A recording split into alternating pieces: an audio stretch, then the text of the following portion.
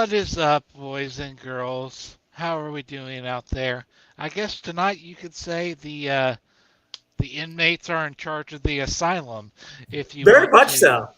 if you want to say. Um, you could say why XLJ's away. Mike and Mr. B-roll will play. Very much so. This is gonna get hectic. So This is fucking gonna get excited. so hectic. Um, XLJ, our normal host, not here. He is busy, has prior engagements, if you will.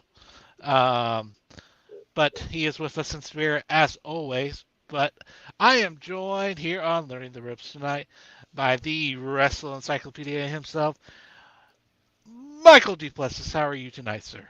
I'm doing good, bro. How are you doing? I am hanging in there. Life is busy as always, but I am excited to strap in and to talk some wrestling tonight. But not just any Some wrestling indie tonight, wrestling. some So indie excited. wrestling. Sorry. Some indie wrestling, independent wrestling. Um, but before we dive too deep into it, we got to start it off with a little bit of a plug-a-palooza. Wah, wah, wah, wah, wah. See, I'm not like XLJ. I don't have the cool like soundboard and everything. So Yeah. all the sound effects like I'm gonna have to do all by myself, or like gonna have to ask you to do a mic or something like we said. It's gonna tonight. It's gonna get weird. Okay, just accept that, and it's gonna be a fun episode. So, Yes. but tonight we are breaking down into our top 13, our Baker's Dozen list of independent wrestlers that we think you should be watching. Um, I think everyone kind of had their own idea with their list, so I'm eager to see everybody's list, your lister, and we do have some very special guests that we will be bringing on here in just a little bit. But like I said, into the Plugapalooza we go. Right now, here on Cool TV, you can catch a replay of PW60, catching the talents of one, Michael Duplessis, myself, XLJ, and the rest of the PW60 family. It's available now here on Cool TV. Also, we have a very, very special week coming up. As you know, spooky season is upon us, and we are going to celebrate that here at Cole TV as well. And Halloween week is coming to Cole TV. And guess what? We have a little bit of a trailer for you, a teaser, if you will. So check this out. It's coming. It's spooky. It's terrifying. It's spine tingling. It's downright deplorable. And starting October 28th, it's here.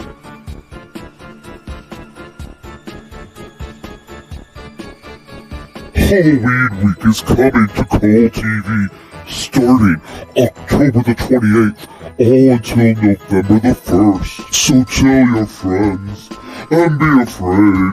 Be very afraid.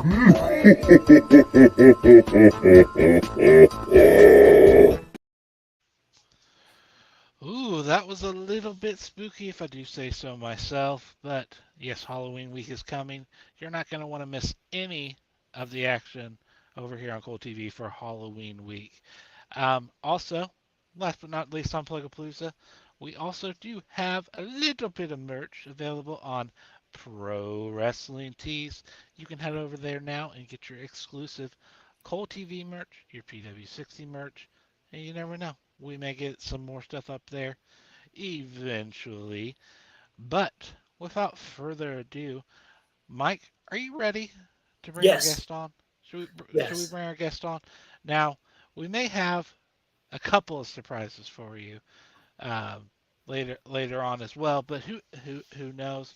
But right now, we're going to bring on, you know him, you love him, from La Familia himself, Mr. Richie Mars. How are you tonight, sir? I'm doing phenomenal. How are we doing tonight? Doing Great. We're good. talking And about my favorite subject ever. your favorite subject ever. Now, is that just wrestling or just independent wrestling? Independent wrestling. Independent wrestling. Yes, indeed. And um, so I wouldn't be a good host if I didn't acknowledge the elephant in the room here. So, Mike, as we always intro you, the wrestling encyclopedia. Yes. Um, Word on the street is that He's we may also have another wrestling encyclopedia on the show tonight. Um, so I'm just throwing that out there. I'm not stirring the pot or anything. stop causing Um, beef. I'm not causing any beef. The thing is, I was suggested that I was being called out, No. and I don't know why. I don't think MG and Mike and I have ever had any beef, but apparently there is. Maybe on his end. For me, I think No. is all good. It's like it might be a one-sided kind of deal. I don't Huh? No. I mean, Chrissy out here starting shit. Love the who girl. knows? I mean, Hilarious. we are talking wrestling. This could be the feud people didn't know they needed. I mean, just saying, there may be a little beef, and beef. Speaking of beef, beef is a very good No, I'm not 50 independent Cent. wrestler. Yeah, is everybody familiar with beef? Beef? Yeah, the Been, wrestler. Yeah, yeah, been on Ring of Honor some. Yeah, yeah. he didn't make my list. That's no disclaimer, but I feel like he's He was getting a number little too 14, well right? known. Number 14. Yeah, number 14. Man, this was so hard, guys. It was so hard, but we're not going to dive into that just yet. Um, So let's start off. Let's just talk a little bit about independent wrestling, what it is, why we like it, why it's cool, why everyone should go out and support it. I guess first off, what's your all's experiences been at an indie show, um, or what what makes you like independent wrestling so much? Mike, I'll start with you. Uh, my experiences with going to indie shows literally just started this year. Uh, there's a few indie companies here in Washington, but they're like way far away from me. But in May, a new company started like half an hour away from me called Oblivion Pro Wrestling. Actually, wearing one of their shirts. Got to Shout out to the represent. guy that runs it, Cole Wright, who's from a town not that far from me. Been going to their shows every month since May. Uh, Really cool to like get to meet some of the independent wrestlers from the Northwest, and I think that's one of the main reasons I love indie shows is like they're so up and close and personal with the wrestlers. Like you can meet guys and just hang out at merch tables. Like the first show I went to, I get to like hang out with Leo Rush, and that was really dope. Uh, and that's just one of the many reasons I love indie wrestling. Yeah, it's pretty dope. It's definitely, if you want to say, it's more of a intimate, if you will, setting. It's more up close and personal. Um, definitely one of the reasons to love independent wrestling. But Richie, what about you? What makes you love independent wrestling? What experiences have you had? Yeah, certainly. I've been to a couple Creator Pro shows. That's the school run by Brian Myers and Pat Buck out in Long Island. And I saw a lot of future people that we see now: Max Caster, MJF, just being a couple, Chris Statlander. So seeing all of them rise, it's always really cool to see within the independent realm these stars that you are hoping the absolute best for, who are going to be mainstays on our television screen. But it's cool to see their kind of humble beginnings, where they're not polished, they're not presented as they would be on television. And I think what draws the indies more than just like any other promotion, what makes it different is that it's like you said, it's intimate, but it's also like that grittiness, that unpolishedness, where it's like you can choose somebody's career, and then when you get invested in that career that they have, And when they go to this place, go to that place, and then another accomplishment, and then it kind of just keeps building and building and building to where they have this massive success and massive fan following. And it's really cool to see how it's like, oh wow, I saw this person right here where they were wrestling in front of 25 people, and now they're selling out Madison Square Garden. It's always cool to see the progression of just you always hear the stories like, it's like, oh, I was nothing and then I was something. But like when you're in that reality, it's really tough to imagine, like when you're in this position and then you see the person that you've been watching in like a intimate setting show now selling out arenas. So it's a pretty cool feeling to kind of see that journey unfold. Yeah, definitely. And I mean, I'm not gonna lie. As soon as you said Create a Pro, I automatically got a little jelly. Like, I was won't lie, because I'm I was like, gonna ask where you were from, but okay, so you're East Coast, Jersey area. Okay. I'm Long Island, yeah. Oh, okay. That's Don't cool. don't, but yeah, don't associate with me, Jersey, Mike. We're already kind of like on like treading water a little bit. Long Island, my bad. Long Island and Jersey, two completely different things. But that East Coast area where there's a Yes, lot yes, of independent companies. yeah, They're absolutely. And it's so like, and they're like so close together. yeah, like everything is like within the realm. Like you have HOG, you have NYWC, you have all the different promotions that happen in that area, and all of them are like a quick drive next to each other. So it's like you're going to see a lot of the New York, New Jersey, Philadelphia kind of contingent kind of be in that setting. Yeah. yeah, yeah. Not gonna lie, a little bit jealous. Not gonna lie, because my next question was gonna be, well, have you been to a House of Glory show? And obviously, I think that answer would be I yes. actually haven't. I haven't had You Oh, haven't you been haven't to been it. haven't? That is haven't yet. No. a goal of mine. That's a bucket list. Yeah, Yeah. yeah, Yeah. yeah. I have this crazy goal where I try to go to like a show once a month at least. So I I've been fortunate enough to hit a lot of the independents. I definitely want to go to a wrestling revolver show one of these days. Like, I feel like that's gonna have to happen. Uh, Those always seem fun. but Yeah. We need to yeah, get you and XOJ out here to a Defy show. that I would I have be heard good things about Defy. So you guys would have like that a that would blast during that that. that would literally be amazing. Washington XLJ, Hall gets well, lit. well, I guess Defy was a part of that Progress show during the collective, right? So Yeah, XLJ they kind of were. went to a Defy show, so Yeah, that kind of that technically, kind yeah, of you that did. that kind of counts.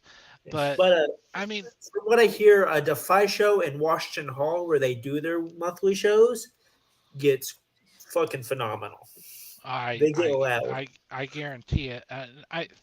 I think that brings up a good point too. Like, each of these independents kind of have like their hub, if you will, so to say. Um,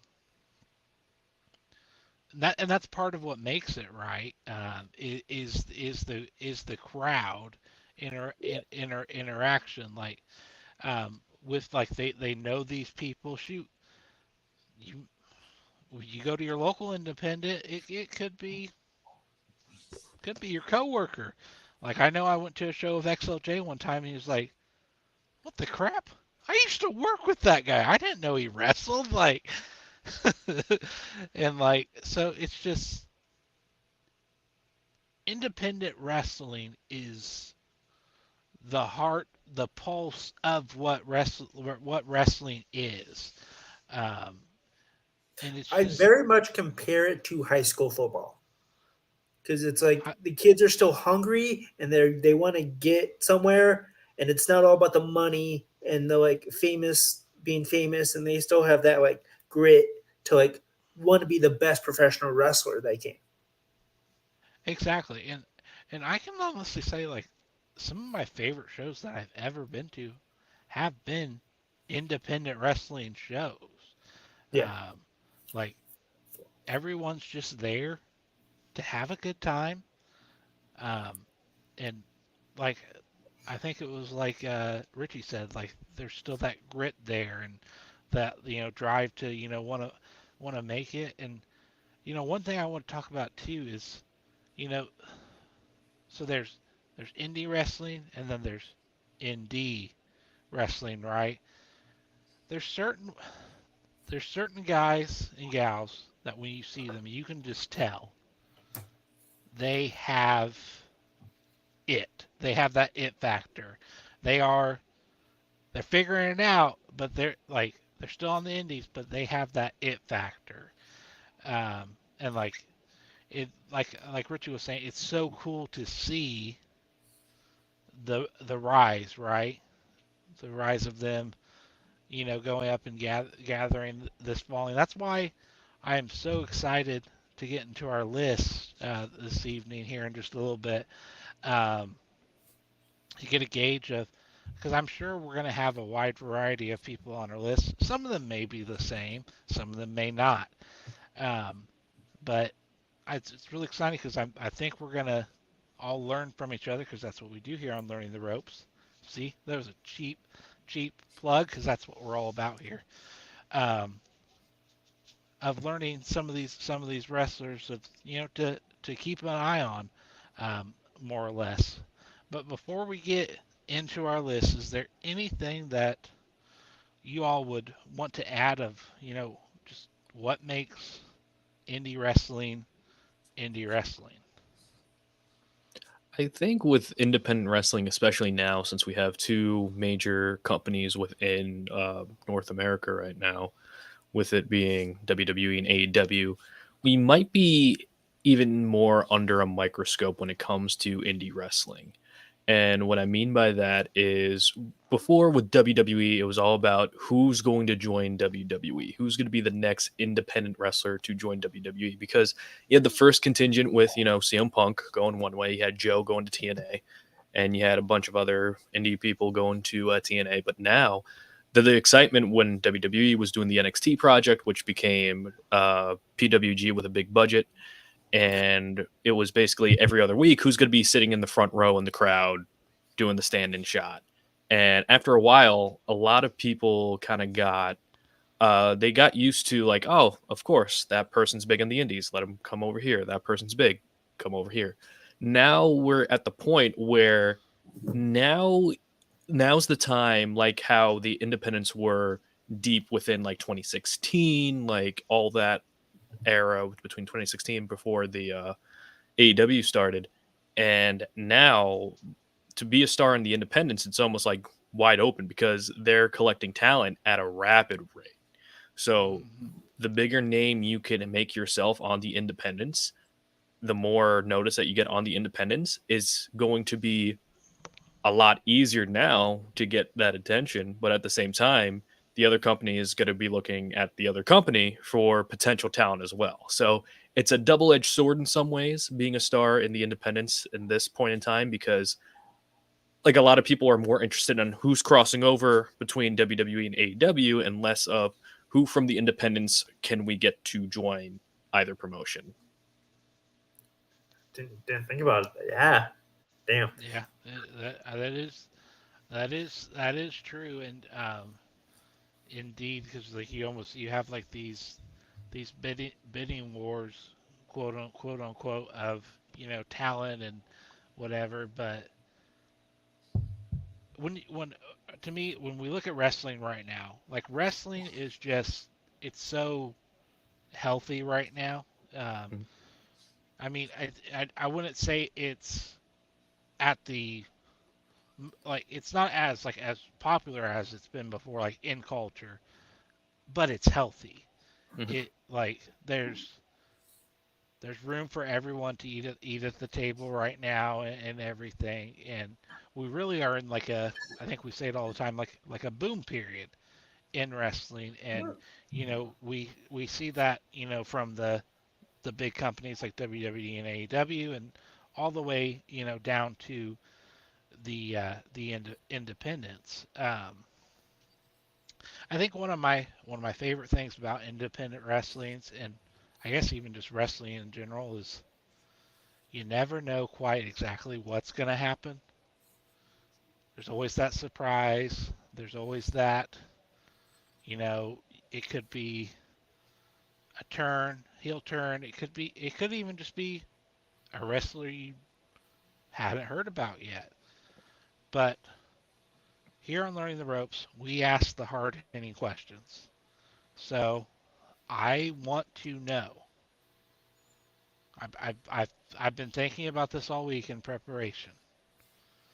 Is it Indy, like INDY, or Indy, INDIE? Can we please discuss this? I need to know. I interchange it. I go Yeah, from indie, I go INDY. Usually, if I'm texting it out, if I'm saying like the indies, I'll go INDIES. So like either or. Usually I'll just say like the full thing, like the independence, yeah, because it's just like when someone says indie, they don't really know what you're saying unless they know like rock music or indie music, like underground kind of music. And that's how I describe independence. That's like the underground of professional wrestling, where it's just like you just kind of like go in like this area. It could be at a bar, it could be like a little armory, it could be anything, and you could have your Could be a wrestling show right library. there. Library, it's like you just gotta be really quiet with the bumps. But everything with indie wrestling, it's just a really cool vibe to be a part of a show. I always suggest like at least go to one indie show, because people like to use indie as a derogatory term, or like any like wrestling term, like lower card, mid card. They like to use it as a derogatory term when they don't really know what the term even means. And I think with indie, it's usually like people kind of pair it off with either unprofessional, just like not good, things like that, which some independents are. But you can't discredit everybody who's gone through that system, because a lot of people who are top guys here from either company, if you want to point to it, came from the independents. It's very similar to how the territories were. And now we're at this point where it's going to be almost like an attempted monopoly on talent, which is good for the talent because they're getting paid. And now it's going to be a very healthy, like you said. So I can't wait to see how the independents, whether it's INDY or INDIES, Exactly. goes. And I loved as I was posing the question, Mike started smiling the whole time because he knew as soon as I started that I was not going to be serious about my question. no, Um, oh god, this is gonna be some bullshit.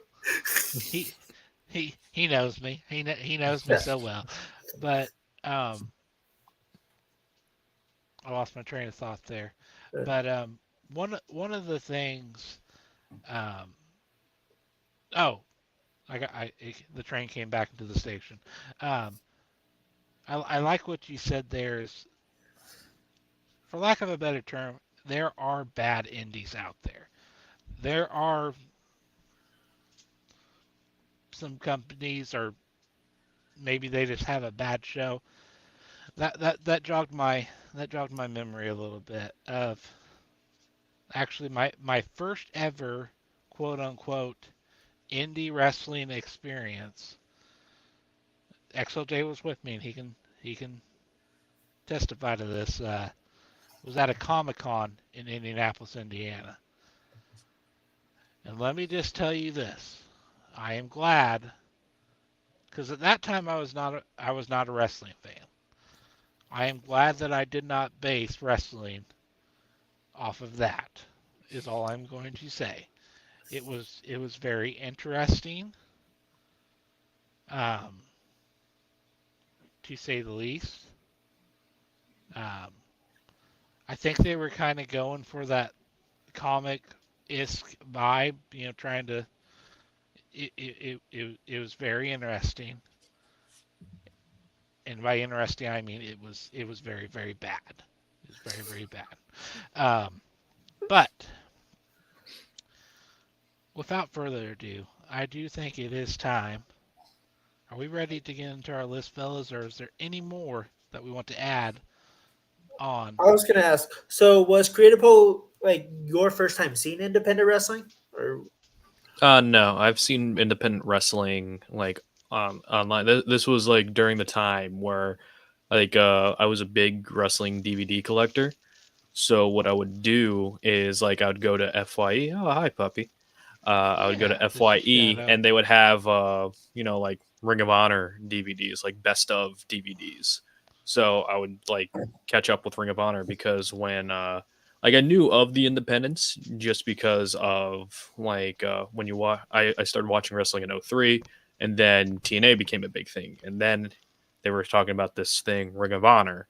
So of course my curiosity peaked, and then like I would keep tabs on it every now and then you start seeing these talents that are coming up from different promotions. So I'm like, all right, all these people are coming up from these promotions, so let's see what's going on. So I would watch just highlights of like Ring of Honor, PWG, uh, Jersey Pro, and like all those different shows, and then it's like kind of seeing like I think they had the series before they were stars, so you would see a lot of different wrestlers that made it that came from these places, so that just kind of piqued my interest. And I'm just like, oh, okay. So it's like, yeah, because when you're a new fan, you don't know like the process of getting into WWE or AEW. With Yeah. WWE, it was the training center, that they had, like OVW, uh or Heartland Wrestling, whatever, whichever association they were going at that time.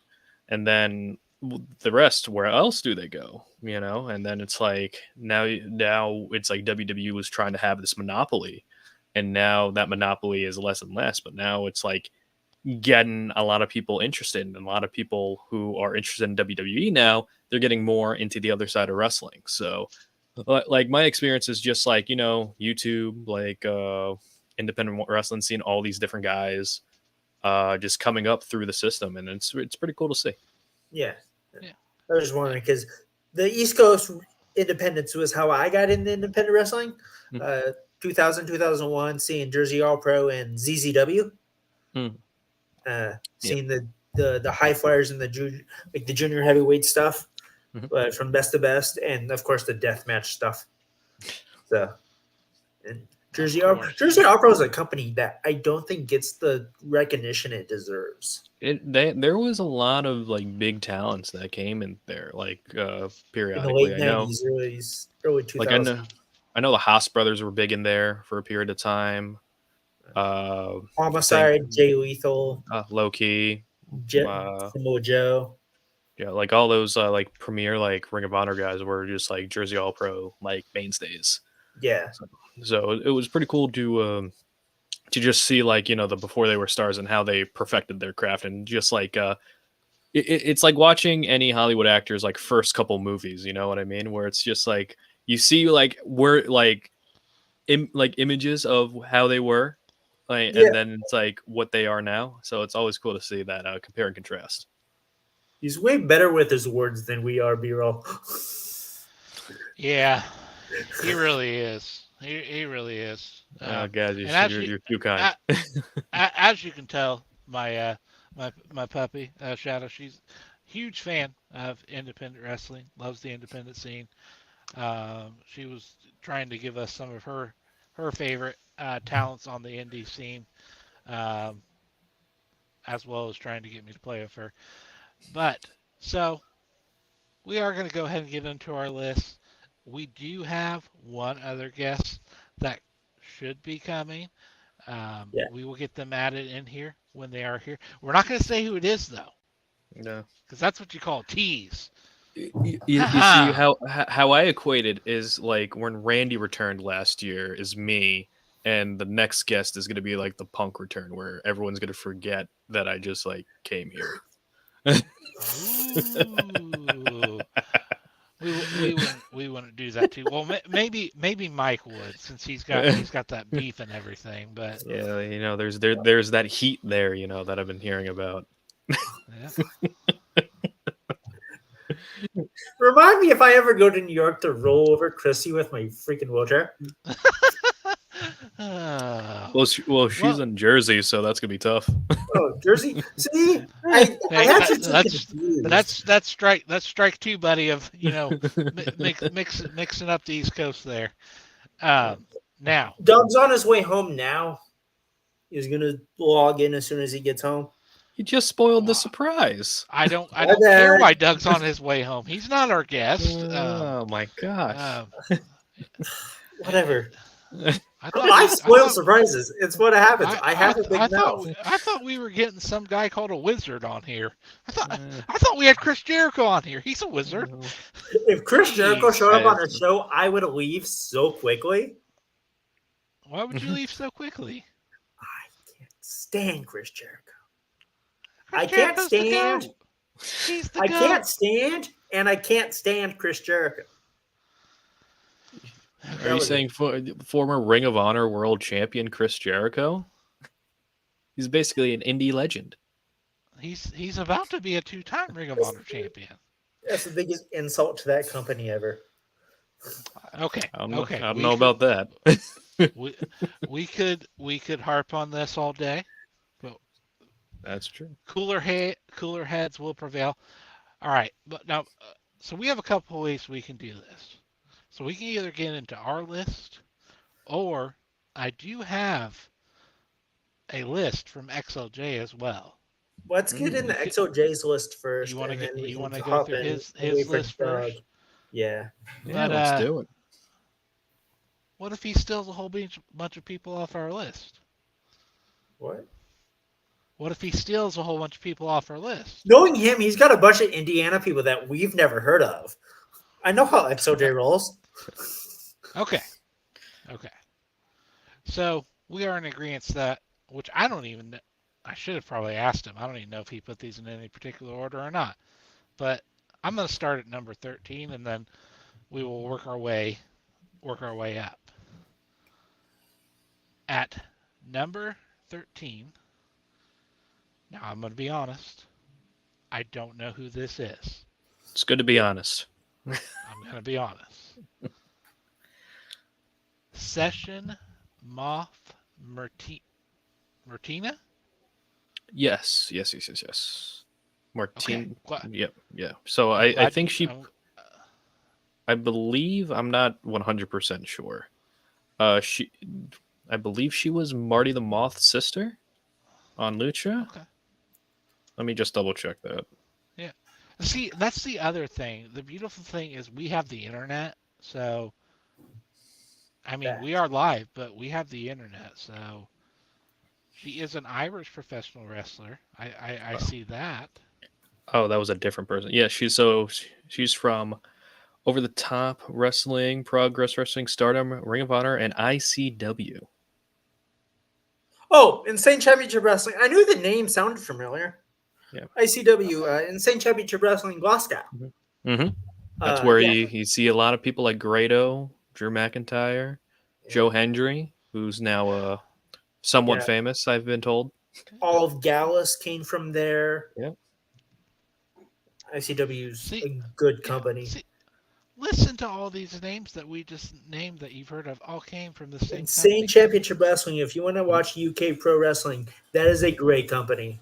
Mm-hmm. Now, I do believe, cheap plug here, which they don't pay us anything, but I could be wrong. If you have like the Triller TV Plus or whatever they call it, pretty sure you get that ICW included with that.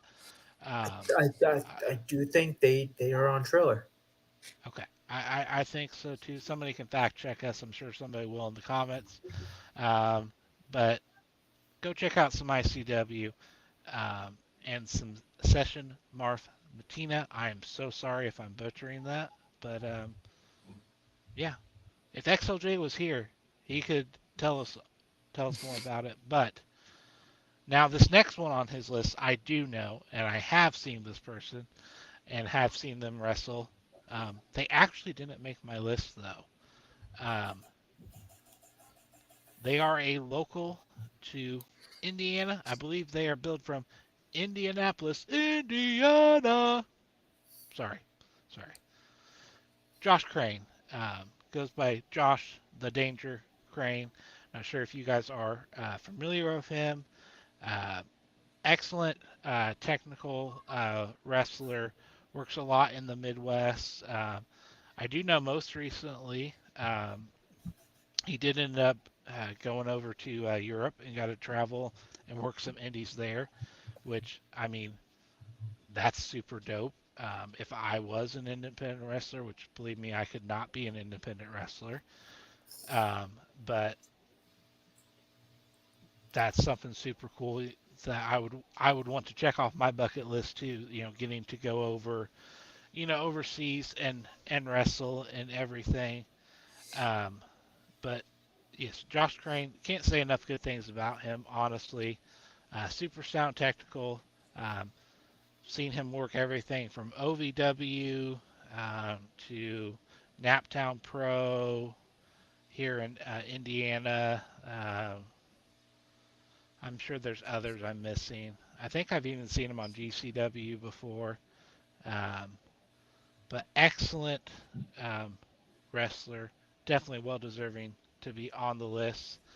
And now this next one, I'll be honest again, and I have heard of this one as well. And I am very excited because in November, I'm actually going to see them live for the very first time at GCW when they come to Louisville, Kentucky. Now, I won't lie, I may butcher this name, not going to lie. So if I do, you guys are going to know who this is. So if I do, you guys can feel free to give me flack. Mia Yamashita? Did I get that right? Yes. Hmm. Yes. You know who that is, right? You know who that is? Yes. Yep. Yes. Mike, Yes, I do. do you have any thoughts on what a great wrestler she is?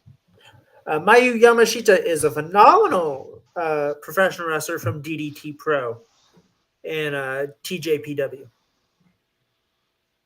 She's done a few See, shows for GCW, but yeah, she is a yep. phenomenal. I think she is actually going to be here when TJPW comes to Seattle to do a combined weekend with Defy Wrestling. Ooh, Yeah, because that'll yeah, be good. they have a it's DDT, TJPW, and Defy are doing a 3 day a weekend show coming up here in November. That sounds dope. All right. Now, remember, on these lists, at least I know of my list in XOJ's, um, we tried to highlight not necessarily names that everyone probably knows that are already on the independents, but names that we think you should be watching on the independents. So this next one on his list, um, I do know as well, actually is the champion currently for my local promotion, Emerge Wrestling, um, Paragon. I do believe he is primarily works in the Midwest. I am going to check and see where he is billed from because I don't remember that off the top of my head. But Paragon is a very talented uh, wrestler. It's funny. We talked about early about seeing people like through their rise and everything. And so the first time I ever saw Paragon, he kind of had like a Max Caster gimmick, if you will. He came out, he was rapping, he was making fun of his opponent and everything. And then honestly, I won't lie, it had been a few years since I had um, seen him, and then he ended up coming back to Emerge and um, had this like whole new gimmick and everything, and more of a serious gimmick. Well, definitely more of a serious gimmick. His uh, his theme now actually goes. Paragon's gonna kill you, kind of off like Smojo's gonna kill you, Hmm. that type of chant. And like, I mean, that's like his theme now, on there. But yeah, he's actually the my local promotions champ right now. Um, he is billed from Cleveland, Ohio. So like I said, I know he works a lot in the Midwest. Definitely would recommend checking out Paragon if you all get the chance. Um, Next up on the list, this is another one that is a local talent here in the Midwest. Um, I have seen them on everything from working dark matches on AEW to here at our local promotion Emerge to on GCW to Naptown Pro. Just a little bit of everything here in the Midwest. Um, Lord Crew. Are either of you familiar with Lord Crew? He has a No. Can't big, say I am. big, long, super beard. Uh, let's see, who can I compare him to? A tatted motorcycle riding big Bill from AEW. This is one. This is one bad Mama Jamma. This is one person, like, if I was in a dark alley and I was about to get in a fight, I would want them on my side. Um, but ironically, he's like one of the nicest human beings you'll ever meet. But um, he, so okay, so we've all seen big men who can't wrestle, right? Like we've seen, there's some big men that they shouldn't be. They're just big, and that's the whole stick, and John they shouldn't be Gonzalez. wrestling. Thank you. Now, Lord Crew on the other hand, he's one bad Mama Jamma, and I'll even be honest, he's on my list too. Um, I got beard envy from him. If you all look up a picture of him, you'll understand why. But he is just, I think the best way I can describe it is one bad Mama Jamma. Can I just have his name just so I could see this beard? Now Yeah. I'm curious. Lord Crew. And Crew is spelled Crewe. All right. Ooh, that is a big beard. Isn't it That is though? a that is a nice. He has an IMDb page too. Oh, we're gonna look at this. Oh, I Oh, didn't even let's know see. that. Known for AEW Dark, Collision, Elevation, RPW Blood, Sweat, and Beers. Okay. Any other critter? RPW Slamdemic. Oh, that is a great name for a show. And Wrestling That Revolve. is. Slamdemic is amazing. That is a great name for a show. But yeah, that is a very impressive beard. I give it like that is like a solid 9 out of 10 beard. Like that is like a perfect like flowing beard. Like it's not like scrunchy. It's like there's a lot of waves to it, but you can tell like he doesn't condition it. Like seriously, where it's like smooth. Like it's just like that. So it's like it's a very legit beard. I give it a solid 9 out of 10. Ooh, 9 out Would of 10. would wear the beard. You heard it here first, folks. You heard it here first. And folks, we may or may not have teased that we did have another guest. They may be a wizard. So without further ado, may I present to you former Ring of Honor World Champion, Chris Jericho. Oh, wait. Yes, he did it. I was hoping he would. Nero read my mind. Doug is here. What's up, guys? I apologize for the lateness. Work was crazy, but I was able to get out of there as fast as possible. I'm not Chris Jericho, but you know I can break the walls down if you allow me to. Heyo! Oh. Hey, we warned everybody at the beginning of this episode things are going to get a little bit crazy. The inmates were running the asylum. they're just going to buckle down and bear with us.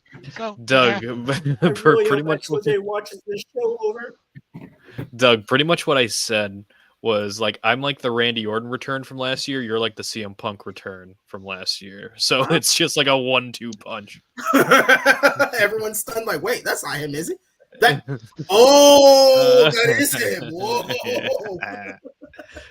You guys have to realize you picked the best two Familia members to do this with, because Doug and I on Fridays, we have a good time. We have a great time. And today is sponsored by Starbucks Triple Shot Energy.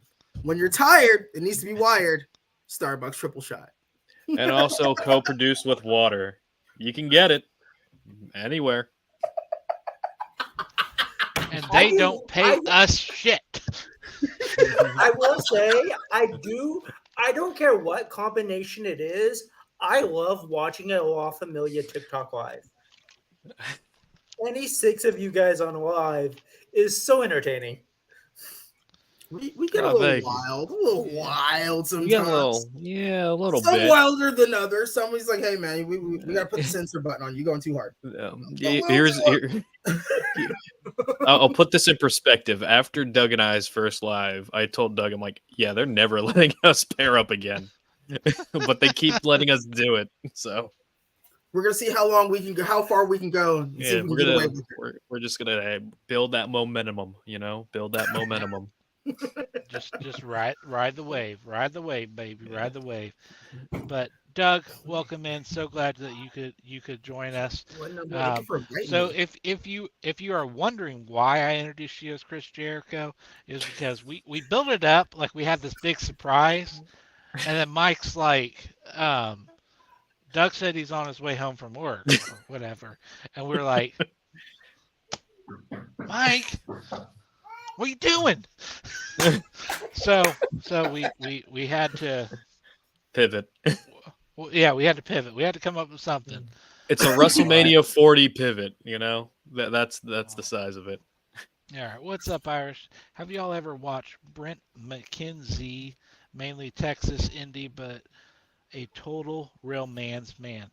I have not seen them, but I like them because their name is Brent, so I automatically like them. But yeah. And yes, you could be Roll. I believe that's probably about ICW on Trailer TV. So, yeah. Yeah, it was. All right. So we will finish up XLJ's list. Let's see. So we're a little over halfway through. So we'll try to speed through the next ones of these, and then so we can get to the meat and potatoes of this episode. Now, I'll be honest on this next one, and I feel like I'm saying I'll be honest a lot, but I don't know who this is. So hopefully maybe one of you do. Arcia Demia? Oh, Ericademia. She's on my list. Oh, okay. So Ericademia her gimmick is based off of My Hero Academia.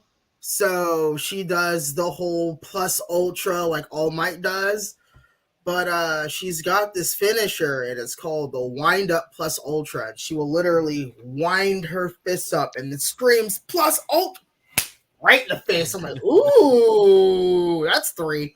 Yep, you're asleep. You're asleep. Love it.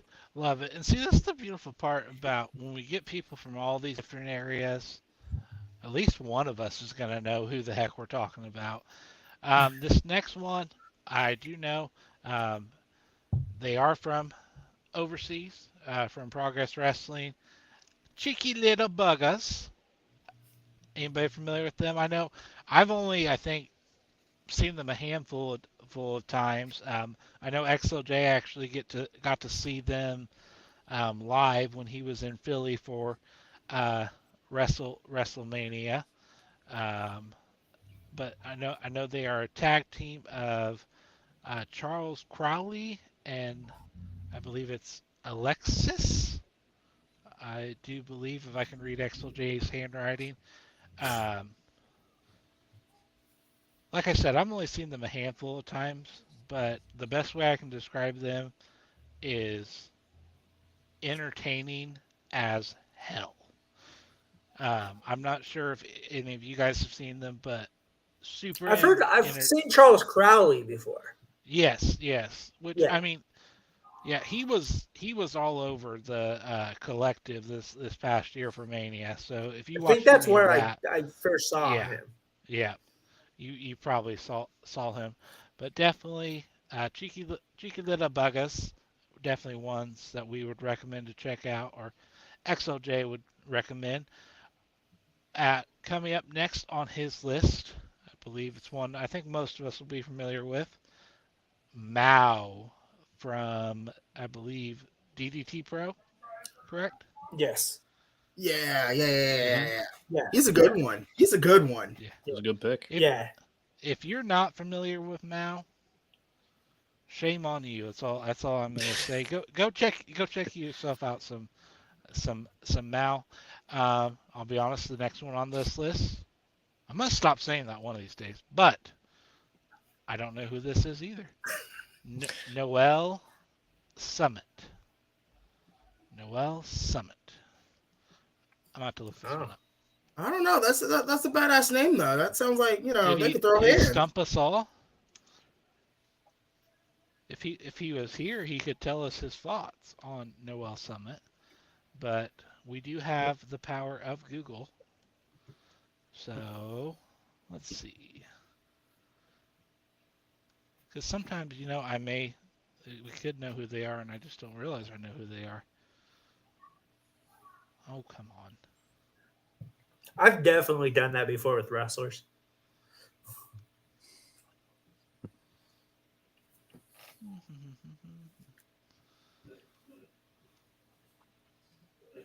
This is great content right here, guys. I'm doing so good. I'm doing a great job hosting. You gotta do the research live on the air. Live on the air. Okay, so Bill, female wrestler, billed from Colorado, US of A. Trainer was Rocky Mountain Pro. Uh, Nickname is the Marionette. Oh, so I think I know the backstory on this one. Now that I look a little closer at it, do believe XLJ saw them for the first time at a show he worked or convention he worked in Evansville, Indiana. I think they ended up their tables were next to each other. Um, Super impressed. So this is one that XLJ had on his list that he thinks is one to watch. Now the next one, I do know who this is. Jake Omen. Jake Omen is, I believe he's billed from Indianapolis, Indiana. He actually has his own wrestling school in Indianapolis, Indiana. I believe it is called White River Wrestling. Um, Again, local guy to like the Midwest. Super technically sound. At Squared Circle Expo last year, he had a match against Matt Riddle. They That's where that name sounded familiar. Okay, I remember they XOJ told me about that. they literally tore the house down. Okay. Let me put it to you this way. I think I can count on one hand the times I've been at any wrestling show where at the end of the match, like the crowd stood up and gave a standing ovation. This was one of those times. That's how you know it's a good match. Super technically sound. Like literally went toe to toe with Matt Riddle and pushed him to the limit. Jake Omen, definitely one to watch.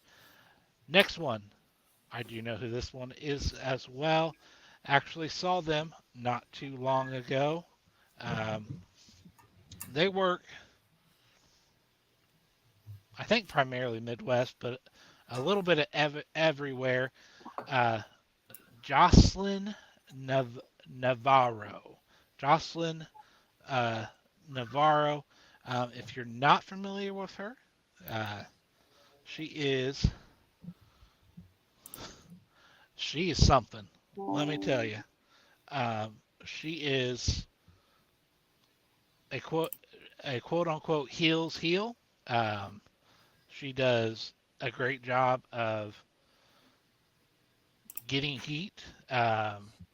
She also like normally comes works ringside um, for her. I believe it's her significant other in Naptown Pro. Uh, but she's hilarious, talented, um, and most of all gets a reaction out of the crowd. I think is the best way I can describe it. She's All from right, AIW. She's a Josh Prohibition student. Oh, I'm familiar with that name. Mm. That's fire.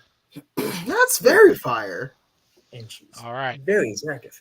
We got two more on the list here for XOJ. Are we ready for them? Yes. Next one. And I'm going to be honest. Yeah, I said it again because I don't know who this one is. Larkin Daniel. Oh, wait. I do know who this is. Me and him talked about this today. So I realized I didn't know who it was, and then actually I did know who it was. So it's right in the middle there. You do not know who this person is. I kind of know who it is. You kind of know who it is. Let me put it to you this way. If I had to point them out in a police lineup, I could do it. It's him. That man. You guys said it with the Christopher Walken impersonation. It's not mine. Over there to number 3 with the shoes. You're really good at that. What? This is really off topic, Doug. Have you seen Brooklyn Nine-Nine? I have. Can you make Christopher Walken the Andy Samberg part of that Backstreet Boys like cold open? All right. We're going to find out who is the one. Number 1, you start off. Me? Yes, you. You start off with the song. Tell me why. How did you learn to do a Christopher Walking impression? I'm so confused right now. Here's the thing. Christopher Walken is my favorite independent wrestler. Have you ever seen a man get lariat? It's Christopher Walken throwing lariats. Possible concussion. CT. I now need that to be a gimmick on some low-budget independent show. Oh, no. This has to be a high-budget independent show for doing this gimmick. I need a Christopher Walken gimmick versus the Michael Jackson dancing gimmick. Is that Annie, are you okay? Are you okay, Annie?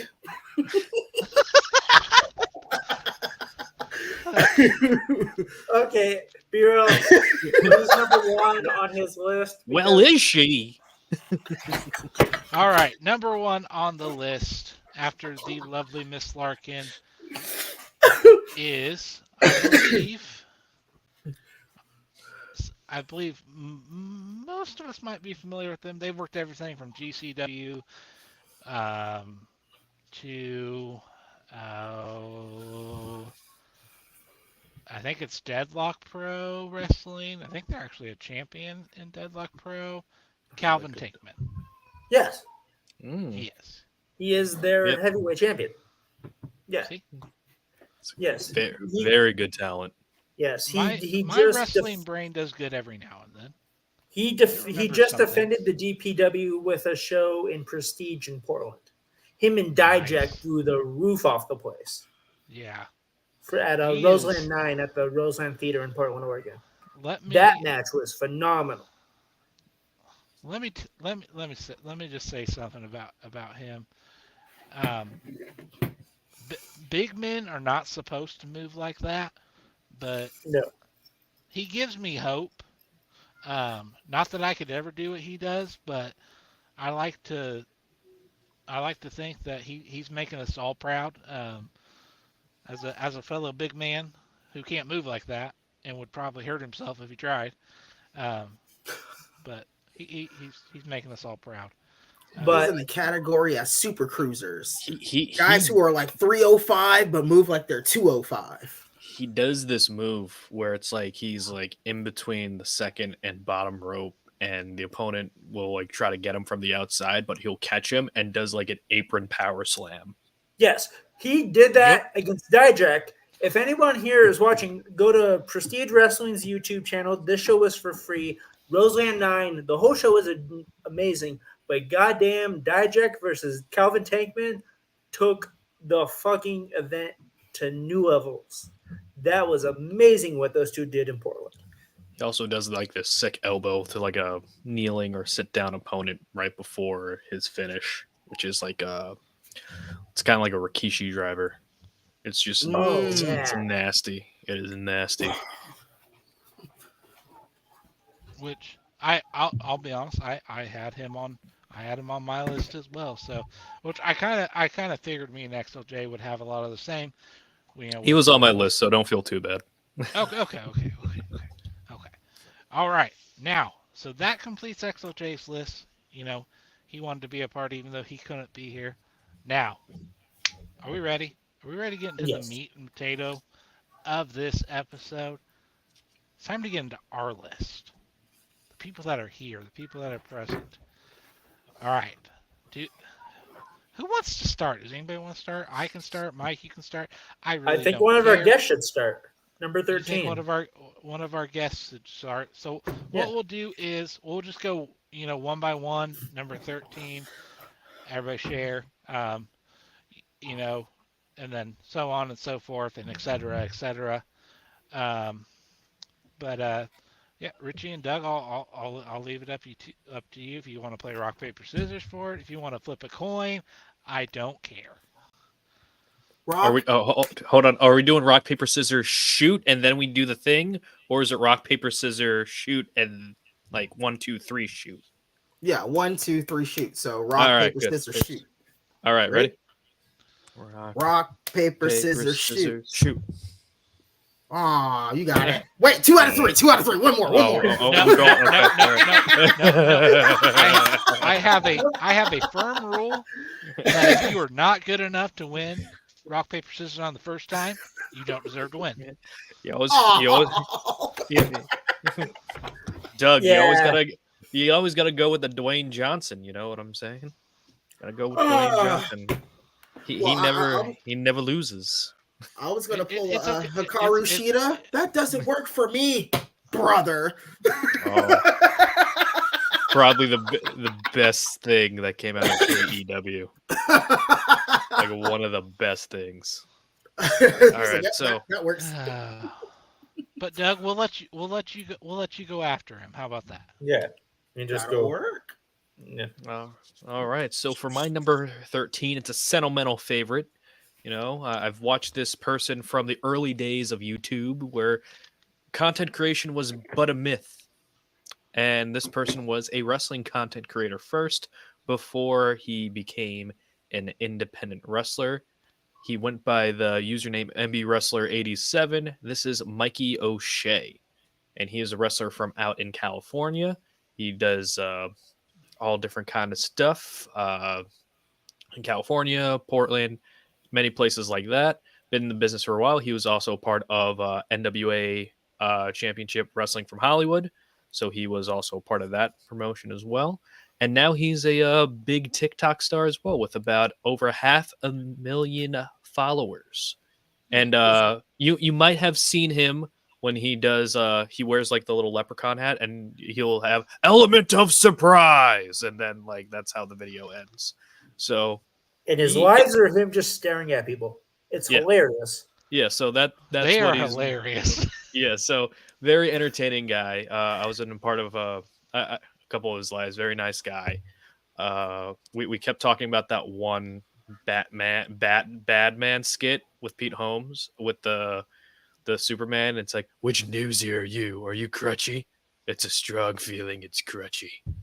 But yeah, very solid guy.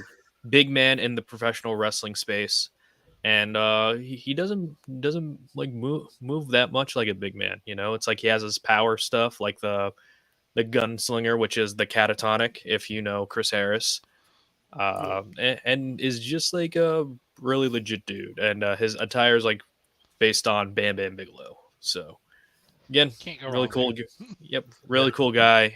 If you aren't checking his lives out, it's at Mikey O'Shea, I believe is this, or MB Wrestler 87, or just type in Element of Surprise. It will probably be the first thing that pops up, literally. So number 13 for me is Mikey O'Shea. Now, and I guess we should clarify this too before we get any further. I kind of put mine in order, but then also kind of didn't. It was so hard to put them.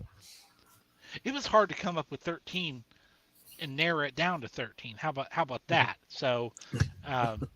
mine are in order, but not in order all at the same time. So, I'm not gonna catch any flack for having someone higher than the other. So It's like a choose your own adventure. You get to determine whether or not you you shun somebody.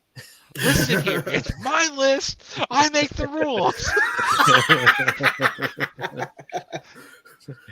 That's okay, but after this is done, you have to ding dong everyone's house and say, "I didn't put you on the list," and you have to run away, and they'll be like, "What just happened?" Yeah. All right, Doug, I am eager to hear who you have at lucky number 13. So lucky number 13, I have Flash Morgan Webster. Super underrated in my book.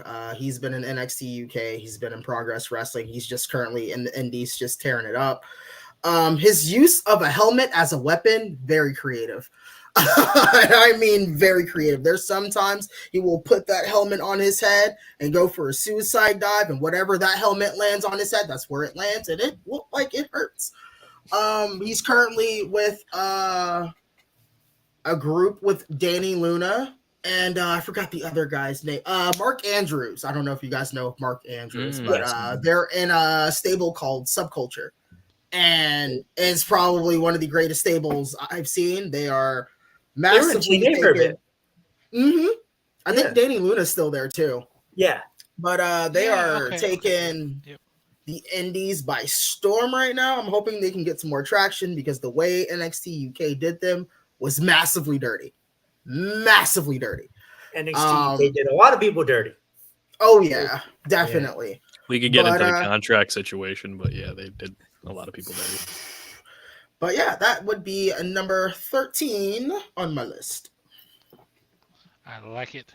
Mike, what about you? My number 13 is actually a good close personal friend of mine, a guy named Miggs, Steve Miggs. Nepotism, I see.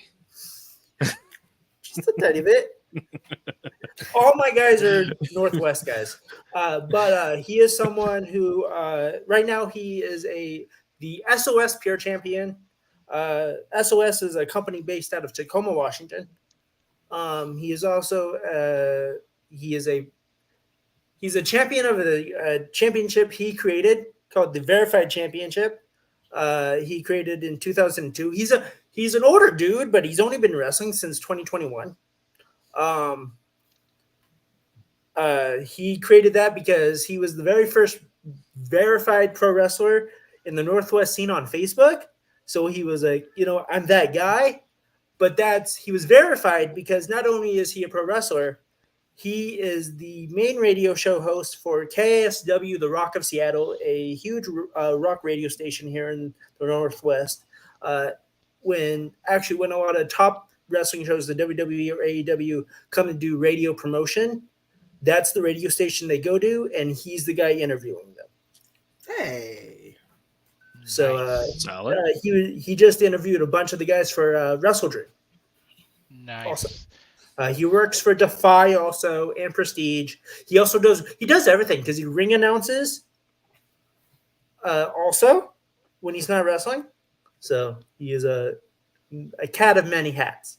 Was he the guy that got the Bryan Danielson story that his son got kicked out of school? Yes, the bald guy. Yeah. Okay. That is I know Miggs. he is. So he's someone he's been on the radio since like the late 90s. I grew up listening to him because it's my dad's favorite radio station. I got to finally meet him for the first time in May, and we've become good friends through that because he works a local promotion, actually Oblivion, that I go to regularly. Hey, support your indie scene. Yes. Dang straight. If people don't take away anything from this episode, they should take away that right now. That right there. Support your local indie wrestling. And all right, I just decided something in my head right here too. We're gonna do this like a snake draft, okay? So I'm gonna say my 13, and then I'm gonna go to my number 12, and then Mike, we're gonna come back to you. Okay. Makes sense? Because Deserve. I'm probably gonna forget what order we're going in. So I'm I'll counting keep on all of track you. as much as I Okay. can. I do Okay. usually on these. Okay. Okay. So, all right, at my number 13.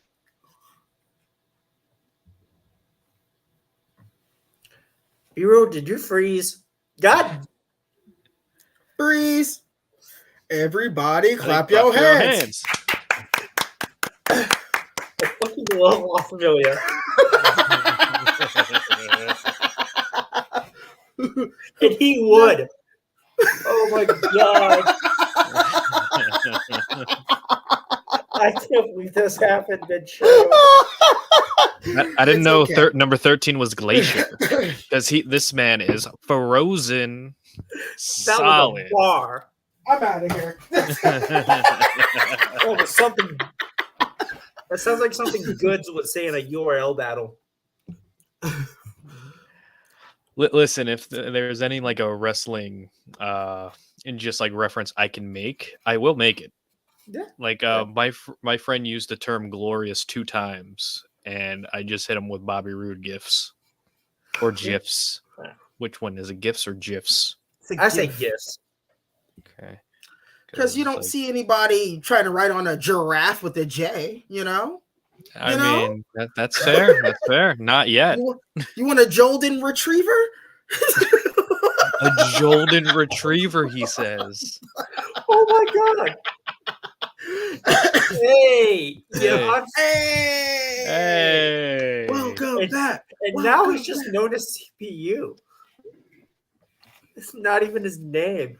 It's just computer. It's not. Un momento, por favor.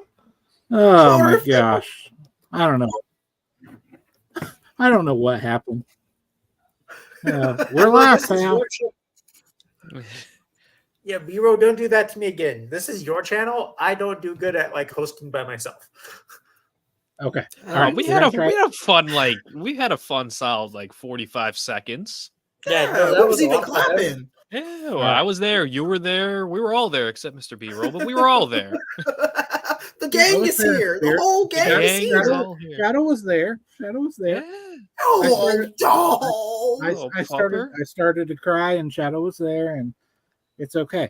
So he's such a cute pupper.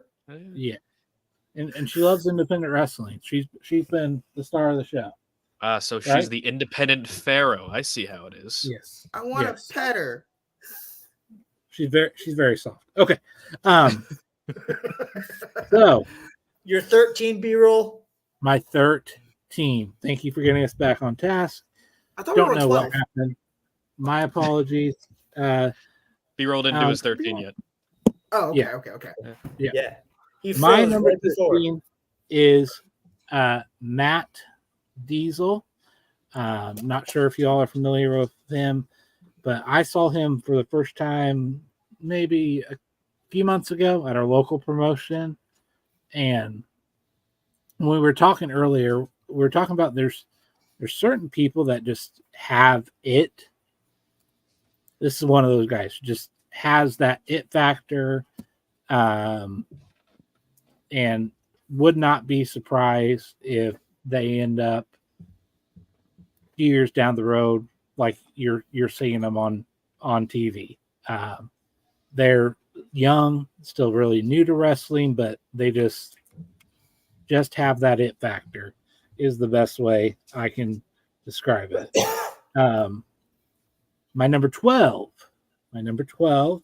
is, and I don't know about you, but I had to show some of the ladies some love as well. Next one I've got on here goes by the nickname of the Lucha Baddie, one Miranda Aliz. I believe I said that right. If I didn't, please don't hurt me. But so this is another one of those. So first time I saw them was at like a Warrior Wrestling show, like probably like over 3 years ago, and it's just I don't know. It's just one of those things. Like there's certain ones that have that it factor or that you connect with, and this is one of the people I'm like I don't really understand how they're not signed to a major company because their gimmick's great, they're solid in the ring, everything. Look like $1 million. So that would be one for me. Lucha Baddie. Mike, you're number 12. I have the North Star Evan Rivers. He's originally from Canada, but he works a lot in Defy Wrestling and Prestige. He's actually part of a trio called The Sovereign with Travis Williams and Judas Icarus, who will be later on my list, actually. Just a great technical wrestler. He can hard hit too. Him and Sovereign were at one point they were actually managed by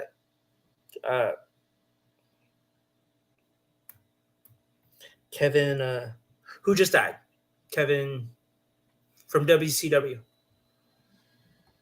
Kevin Sullivan. Yes, Sullivan. They were early in their careers. They were managed by Kevin Sullivan. He's actually the one that started the Sovereign faction. Great heels in the Northwest. He's been seen on ROH and AEW being jobbed out, and on Dark when that was a thing, when they've came up here. So yeah, great guy, great talent. All right, I believe Doug, we would be on to your number 12. So my number 12 is going to be Kid Bandit. Kid Bandit has been running rampant in the indies. I actually have contact and friends with Kid Bandit. They are some of the nicest people I've ever met. Their training arc is going absolutely well. They have the abilities to kind of combine anime with pro wrestling and does it very well, especially with like some of the martial arts they're incorporating with their moveset too. So if you're not aware of Kid Bandit, make sure you look at some of their matches. I think their last death match they did, I cannot remember the opponent for the life of me, but I've never seen what do you call that move where you do like a front flip, but you're kind of like going sideways a little bit? Well, they had the two light bulbs in their hand and smack, smack on the way down. I'm like, impressed. So yeah, Kid Bandit would be number 12 for me. That is a solid number 12. So I've got to see them live once at Effie's Big Gay Brunch in Chicago, and it's just like best way I can describe it. Entertaining as hell. Let somehow being like the serious like anime martial art expert at the same time. And it just works well. I don't know why that dynamic works so well, but it does. All right, Richie, number 12 for you. Number 12, I'm gonna give some love to the Long Island people from Creative Pro. We're going to go, let's see, in a learning tree direction, but a different kind of learning tree direction. Because we're going, whoa, now, Doug, remember, you're Chris Jericho. You can't do that. But the learning tree direction I'm going to is the one that was in TNA Wrestling, Impact Wrestling with Kurt Hawkins, a.k.a. Brad Myers. And it is VSK. VSK is my number 12. Very solid. Solid hand. Always works best in factions. He was a part of Matt Cardona's faction as well during his time in NWA, but also made appearances on AEW, some other stuff with WWE and the extra work department. Always had a very unique style. And I really do enjoy him. I think my favorite gimmick that he was a part of was in Creative Pro. He was a part of a tag team called Massage Envy when they were wrestling masseuses. Oh, thank you. Thank you You so know much. what? Why didn't that gimmick work? It should have. I wanted it to work, but the tag partner of VSK went in a different direction. So, is what it is. It is what it is. It's nothing better than getting a beat down and then just getting a shoulder massage at the end of the match. So what they did, they had they did a match with somebody, and they tried to do the sit down spot, like how Rikishi did or Big Show would do, like in the middle of the ring after a sunset flip. So they did the sit down spot, but they moved and they started massaging his foot. Oh. That's just, it's got to be one of the biggest wrestling what ifs ever there. What would happen if I go into business, I'm stealing that gimmick. You took too long, MXM. So yes, number 12 for me is BSK. So let me go to number 11, since we're doing the snake draft, right? Yes, Yep, sir. You're a pro show. You're ready. So another Creative Pro alum, also 3 letters. I'll give you guys 3 guesses what his gimmick is. MJF. No, it is CPA. I don't know what a CPA. What is that? He is a wrestling tax guy. Okay, that's IRS? what is this? Oh, I was like, what's a CPA? I've heard of CPA. See, now I just got freaking IRS stuck in my head. That's what I thought too. I was like, IRS? Wait, so he's still wrestling? So one of the best spots that he does is like, he looks like, an accountant, that's what he is.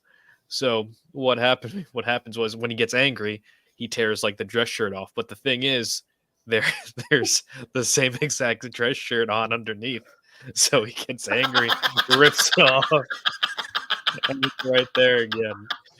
Supremely entertaining. Supremely entertaining. Had a lot of matches with MJF. I think they started playing some board game in the middle of the ring at one of their shows one time.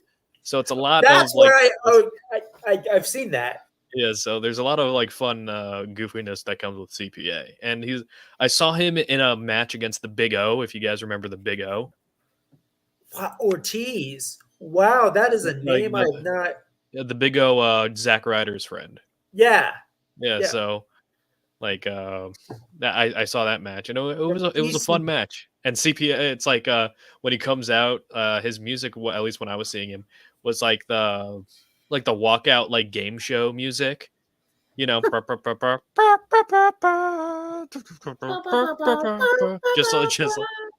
like so hokey and cheesy, but it's great. So that's my number 11 is a CPA. Big O was on a WWE's version of ECW. Yeah, I remember him. He was good. See, no, that's Ricky Ortiz, not the Big O. Zack Ryder's friend from the show. Oh, Z True Long Island. Yeah, okay. Z True Long Island Story. Yeah. Yeah. Okay. Never mind. Got it mixed up. No, I remember him. The other one, the rally towel. Yeah. Did the splash. Because I think he was also from Creative Pro or that East Coast area. I think so. Yeah, I believe he was. Right. Number 11 for me. Is it my turn? Hold on. No. Okay. No. I lost track. Okay. Doug. What do I do? Doug. It's okay. It's okay. So we're at 11? Yes, sir. Yes. My number 11 is going to be Speedball Mike Bailey. Ooh.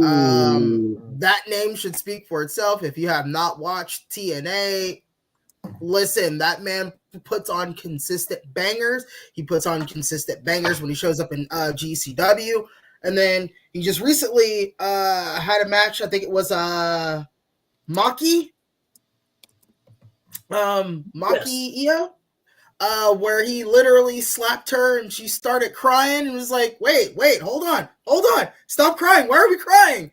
And then she stepped on his foot and then he started crying. I'm like, all right, guys, come on. What are we doing here? Also part of a great tag team with Jake something called Speedball something. Speedball something. That sounds like a bad drug. But yeah, that's my number 11. Yeah, that. Because now we got bad drug. Oof, now look what you done. God, I love this shit. Yeah. I hope XOJ is watching this right now. He totally is, because if I'm perfect segue, because if you were wondering why Cold TV was commenting on our own video, that's totally XLJ. So Okay. hi XLJ. We love you. XLJ! We haven't burned down the house yet. Not yet. There's still time. Keep it PG as long as possible. I got kicked off the air on my phone, but it's after 9 o'clock now, so you know. All right. Now, Mike, we are ready for your number 11. Number 11 for me is the main character, the Rose City Savior, Jaden. He is a high-flying cruiserweight wrestler who's got a really cool video game superhero gimmick. He's got this bright blue hair. He flies all over the place. He's been seen very much for in the Rose City, Portland, Oregon, for Prestige Wrestling. He's one of their main baby faces. He's in right now a huge feud with a faction called the Noise, which is a faction led by Alan Angels. Ooh, I've heard of Dark Order. Yeah, but yeah, that is my number 10. Number 10. My number 11. Oh, wait, number 11. Yeah. Now I'm going to give my number 11 and number 10. And then you can give your number 10. Yes. All right. So my number 11, and I don't know why I did this. Like I said, my list is in no particular order, other than these are the 13 people that I wanted on my list, because I grouped all my females together. I don't know why. It's going to be like John Layfield. Yeah. No. My next one.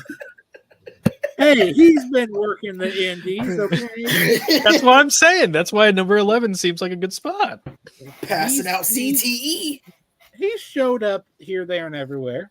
All right, my number 11 is Miss Rachel Armstrong.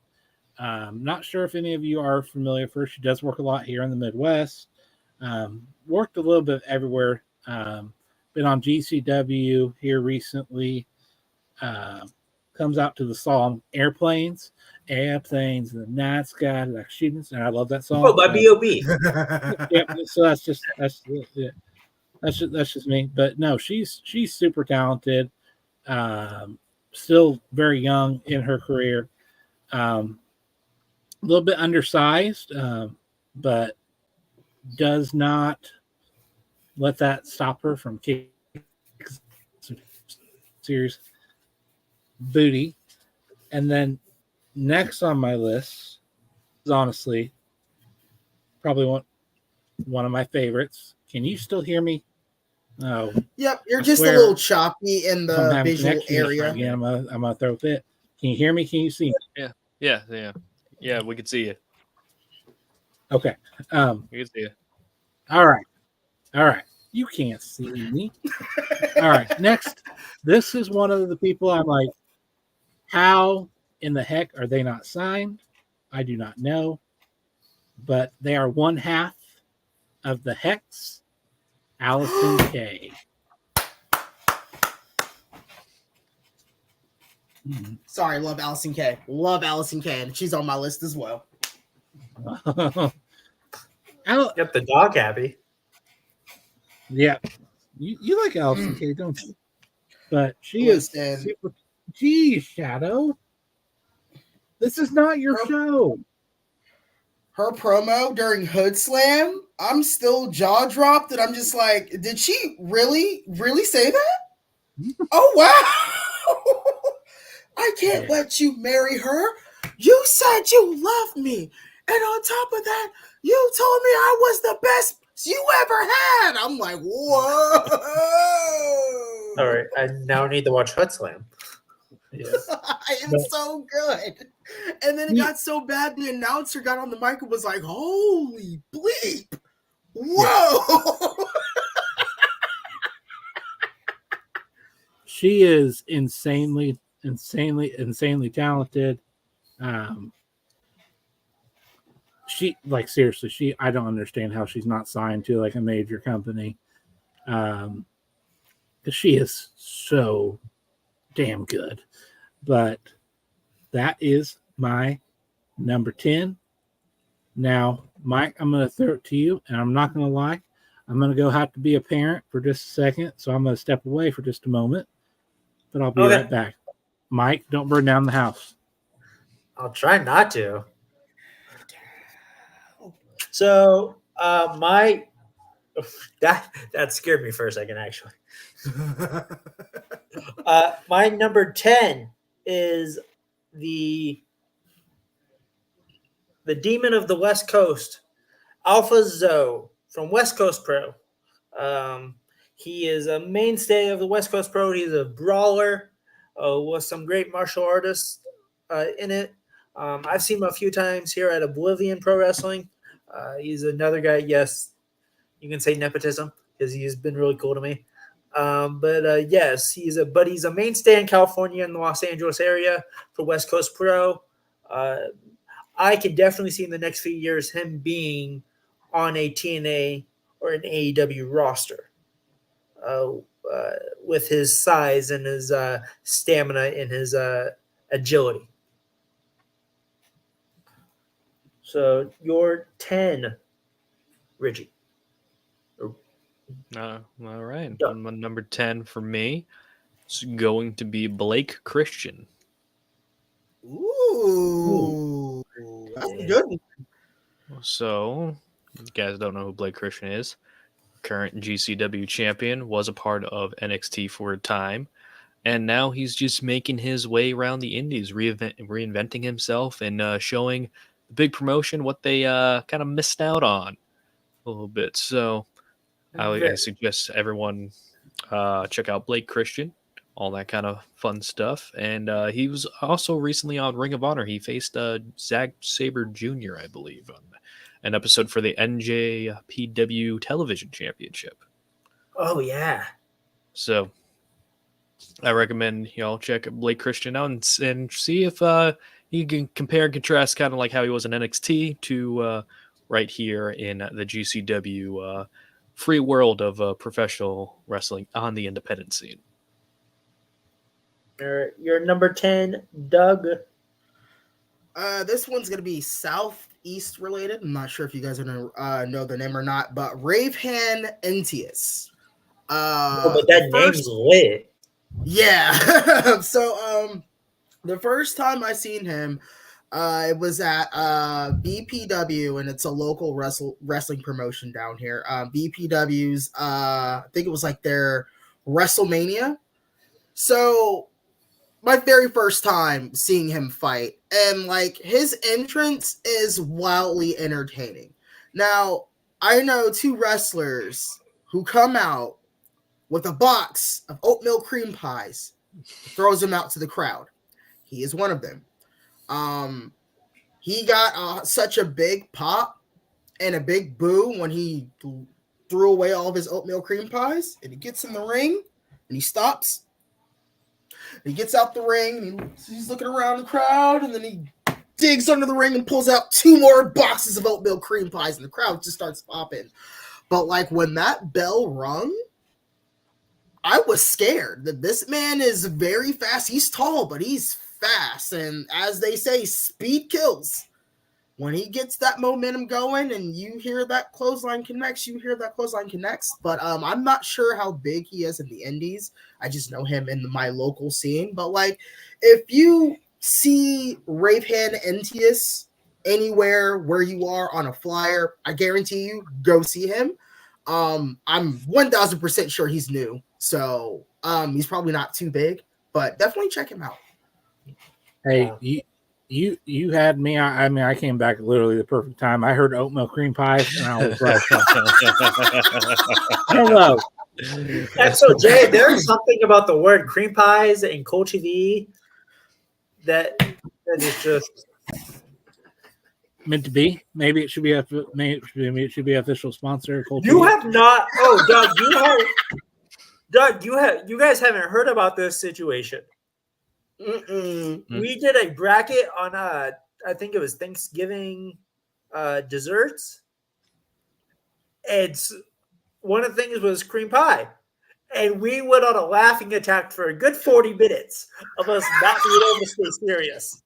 It was a thing. It happened. It was fucking phenomenal. That's definitely not PG. Yeah, it was me, Bree, XOJ, Husky. B-roll, and Husky. Yeah. Yeah. It was fucking phenomenal. Yeah. Cream pie. Wakan. So, Doug, right. you're number 9. My number 9. It is going to be Sydney Akeem, formerly known as Scripps. Listen, I just watched GCW just last week when he went up against Leon Slater. That match was solid. Very solid. He has improved since he's left NXT. And let me tell you, that finisher, you have to have precision to do 6 backflips and then connect somebody with an RKO. Precision. And the fact that he does it so flawlessly and just his overall movements altogether has improved. He deserves a thumbs up for improving. So Sydney Akeem is going to be, was it number 9? Yeah, you're 9. Yeah, my number 9. So yeah, Sydney Akeem, And the mess up aka is, I don't know if he's even improved. I just don't think NXT gave him the chance to do what he does. I think they did, but my thing is how they kind of stereotype certain wrestlers. And no offense, OTM, let's be real here. That's like super stereotypical fashion. You know he came up with that, right? Because that's seriously. So that's his. So Sydney is a former gang member. He was a former Crip. He came up with that gimmick. He got out at a young age and got straight, but he came up with that because that was what he lived as a kid. Well, he kind of put himself in that box. Darn you, Sydney. But yeah, he's my number 9.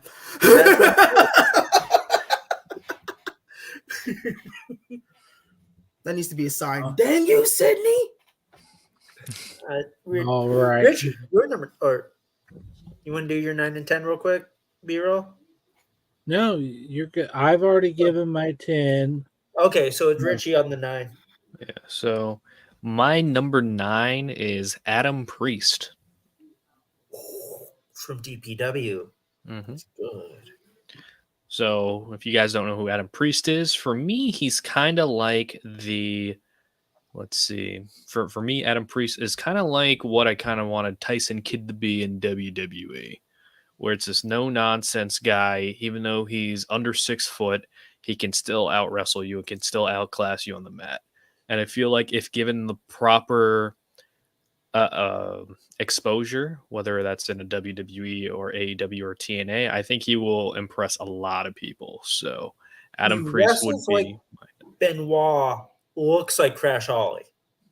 Yeah, essentially, it's like no nonsense with that, and with just like the look, it looks very basic, which might turn people off that he looks very basic, but his intensity is what really drives his intrigue in his matches. And I really do think if again given the proper opportunity exposure, like if they did like the Creed brothers stable again, like the Diamond Mine stable, I think that would be like a perfect like fit for him.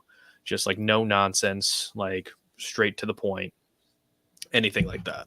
He did the Roseland 9 show because it was a combined show with Prestige and Deadlock Pro.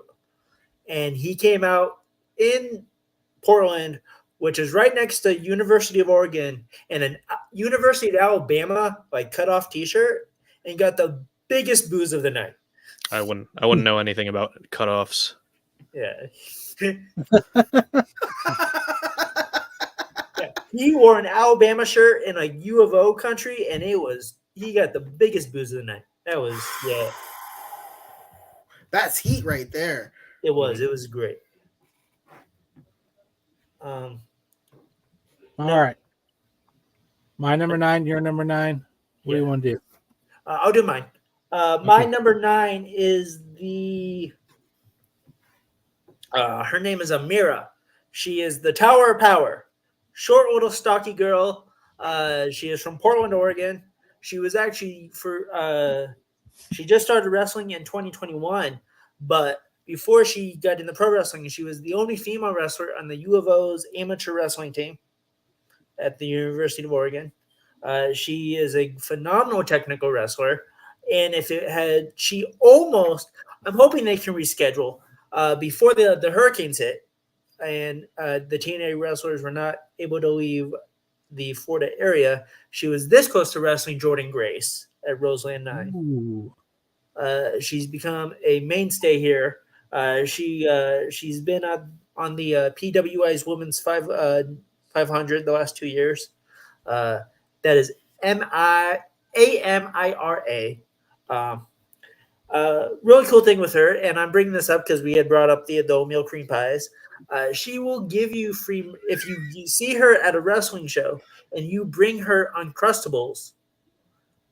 She will give you free merch. She loves Uncrustables. It's hilarious. She actually went on a tweeting tirade today about the new raspberry Uncrustables and how great they were. So true story. I saw those in the store today. And true story. I before I hopped on here, I had an Uncrustable. So yeah, I'm not ashamed. I ain't ashamed. Yes. So all right. But my number 9 is another local guy. It's an overall theme with my list, I think. Yeah. But Braden Lee has recently been getting some traction. Has been working Wrestling Revolver. Obviously does a lot around here. Has appeared on Ring of Honor and everything. His shoot job, honestly, he's an English teacher, but he's also one damn good wrestler. But he is super talented. Definitely would not be surprised if at some point he was signed somewhere. Just a legit good shoot wrestler, but also does a amazing job with in-ring storytelling and everything. And this might be probably he might be the most sentimental one on my list because he's probably the one I've been following the longest on my list. So Braden Lee, definitely go check him out. So that would mean, are we to my number 8 now? Is that where we are? yes. Believe so. Yes, indeed. Yep. Mm-hmm. Yes. Okay. So, like I said, this is my list, so I can make my own rules. So, I put tag teams on my list because I love tag teams and I love tag team wrestling. So, sorry, not sorry. But at number 8, I have Violence is Forever.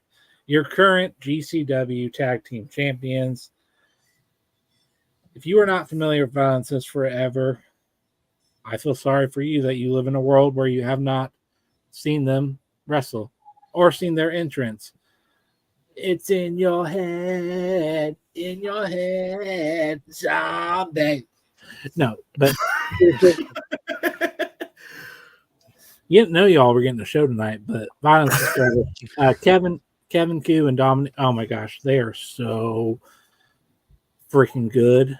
I have rooted against them many a times because my boy Ratty Daddy himself and Alex Price, the garbage daddies, desperately have wanted them to win the tag titles, but Violence is Forever is just that damn good. And the thing with both of them too is, and I'm going to say especially Kevin, they are both just as good as singles wrestlers as they are tag team wrestling. They are both absolutely phenomenal. So if you have not checked out Violence is Forever, definitely go check them out. Now, Mike, I believe we are back to you. Yes, and my number 8 will be the Lone Wolf, Sebastian Wolf.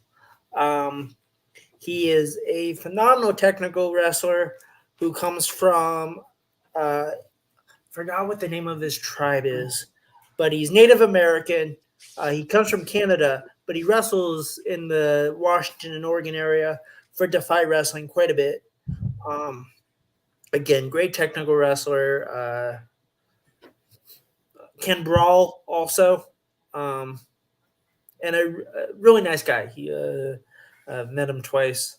Hopefully, get an interview with him soon. But yeah, Sebastian Wolf. The last name is Wolfe. So we don't misspell that if you want to look him up. Definitely. All right, Doug, I believe we are ready for your number 8. My number 8 is going to be Cody Fluffman.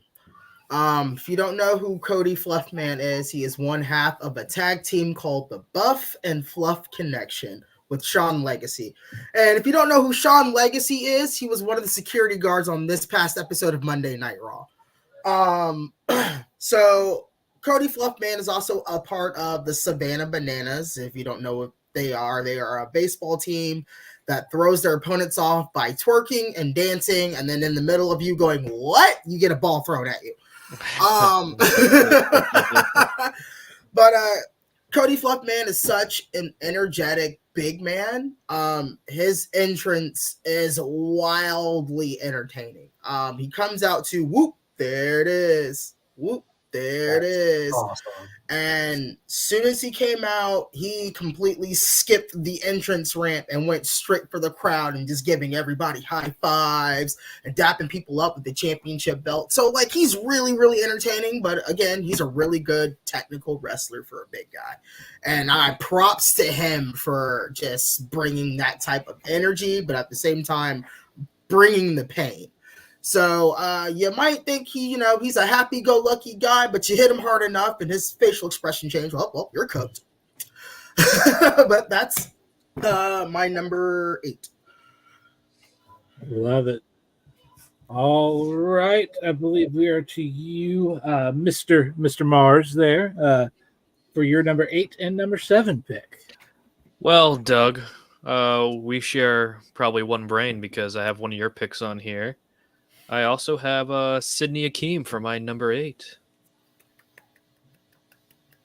Pretty much don't want to beat a dead horse too much. It's just cool that he is able to get a platform to actually utilize his talents instead of being a one-note comedy character or a character that no one really understands what it is. Being, the whole scripts thing. Cool outfit and design, though. But he has an interesting story like we went over before, and I feel like the sky's the limit in terms of showing what he could do. I think the backflip cutter is a very interesting finisher.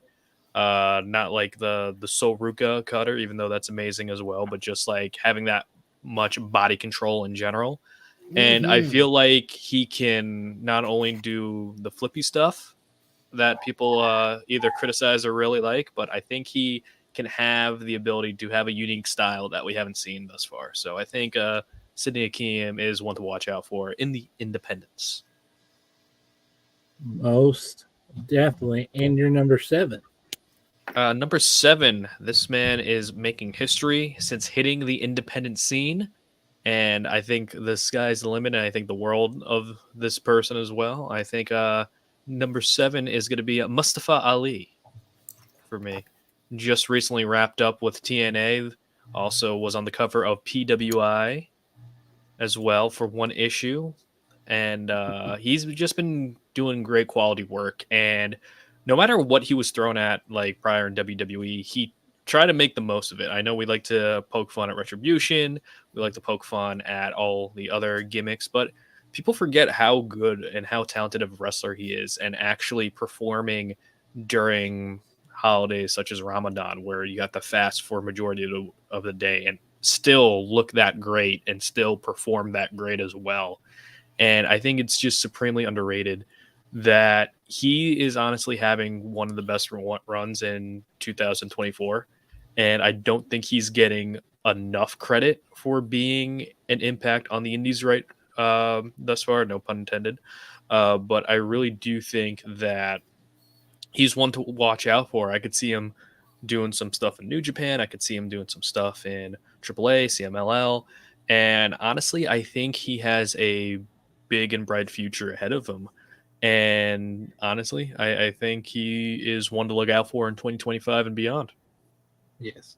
I'm glad you included him, and you said New Japan as well.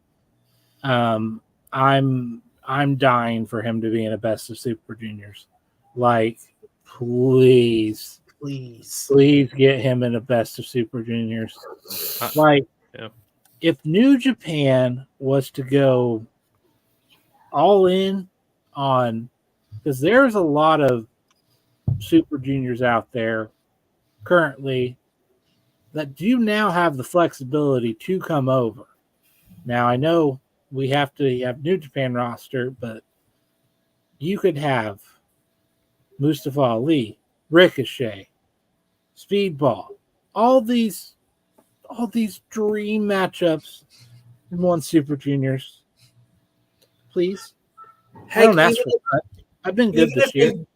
Even if they did what Ring of Honor did in the mid 2000s and had an American Super Juniors tournament, because they did that from like 03 to like 06. Something. That would be phenomenal. Give me all of these people in one thing. Make it happen. I'll pay money for it. I don't care. All right, Doug, I believe we are to your Number 7. Number 7. Number 7. So for my number 7, Alex Kane, Mr. Bomaye himself. Close friend of the Familia. I really didn't start paying too much attention to him until his match with Jacob Fatu. And that's what really put him on the map for me. And ever since then, I've been like a religious watcher of his matches because he's always on some high octane, I'm going to drop you on your neck type stuff. Suplex Assassin is pretty much it. When he catches you, you're about to go flying this way, this way, and that way. Other than that, just watch as he improves every time he's in that ring. And that is the one thing that I'm starting to notice. Oh, hey, baby. Hey, how's it going? I was waiting for him to notice. But he improves every time he's in that ring, and the Bomaye Fight Club is probably the scariest thing next to Karrion Kross's group if they'll ever book it right. But other than that, they're never gonna book it right. No. But what a head of hair. But to be fair, what a head of hair on Karrion Kross. He has like some great hair going on. He does. He's phenomenal. He's that Pantene, man. He's got the urge. Showers with Pantene. He's got the urge to herbal. Oh my goodness. Fucking But, love this. yeah. Love that Alex Kane is on the list. Super, super nice guy. I've got the pleasure of meeting him, doing an interview. I was so upset when my internet went out for that interview. I was so wanting to do that. Okay, buddy. It's okay. I was sad for you. He's a good dude, though. I talk to him regularly. He is a cool motherfucker. He is Really such, cool dude. such a, Really cool such guy. a good dude. Super humble. Can't say enough good things about him. And honestly, all this success that he's had has been 100% earned. But yeah. All right, Michael, we are on to your number 7, I do believe. Yes. My number 7 is he is one half of the current Defy Tag Team Champions. His name is Guillermo Rosas. He is also a former Primo Lucha Defy champion. He's been known. He is actually one of the proud students of Nick Wayne's dad, Buddy Wayne, from the Buddy Wayne Wrestling Academy here in Seattle, Washington. He has also been seen on Ring of Honor Wrestling and AEW's television shows, either with his tag team partner Classic Cody Chun or in singles competition. He is he's a big dude. He's a heavyset guy, but can fly around the ring and does not mind tossing his body around and being a little dangerous. And I kind of fucking love it. There you go. Using his body as a weapon. Now, like I said on mine, I made up my own rules and I made my own list. It's another tag team. Not gonna lie, but I love my tag team wrestling. This is gonna be hard for me to say because the name that the original tag team name that they had, they're no longer allowed to be called. But Bang and Matthews, and gosh darn it, they're forever going to be the Bang Bros to me. You are not familiar. I remember them having that tag team, that name, and my friends telling them about me. They are the team that can't be Googled, and now they are the team that can be Googled. But I still, to this day, do not understand how they do that transformer flippy dippy like move. Which one came first, the tag team or the other thing? Or the couch? The tag team. The website. Okay, did they? Because I was just gonna say, you better be like they better have been paid like good compensation if they came up with it first. Yeah, I definitely think the website came first. Yeah, the website. Wait, was it the website or the couch? I feel like we shouldn't be having this conversation with your girlfriend in the chat. It's all right. It's all right. BC's in the chat too, so it would be for him. It's for science. BC, hey, listen. While you are free, do some research for us. Yeah, it's for scientific purposes only. But yeah, they're forever the Bang Bros to me, and that is a lyric that needs to be in a song. But yeah, sorry, I've completely gone off focus now. Yeah, you hit. It's your number 6. You brought it upon yourself, and it's my own darn fault. Yeah. All right, your number 6. Number 6. We're ready for my number 6. Yes. My number 6. I am going to be honest because that's my catchphrase. This episode, I had to put this person on my list. I've only seen them literally one time, but that's how much of an impression they made on me. I saw them in Cleveland at the GCW show over the SummerSlam weekend. Ariel Van Gogh. They are best way I can describe it, an artistic luchador. the moves this dude was doing is stuff that I had not seen before. It was crazy. I would definitely. I'll like I said, I don't really know a whole lot about them, but other than I was that impressed and had to at least mention their name. But you can look them up on socials.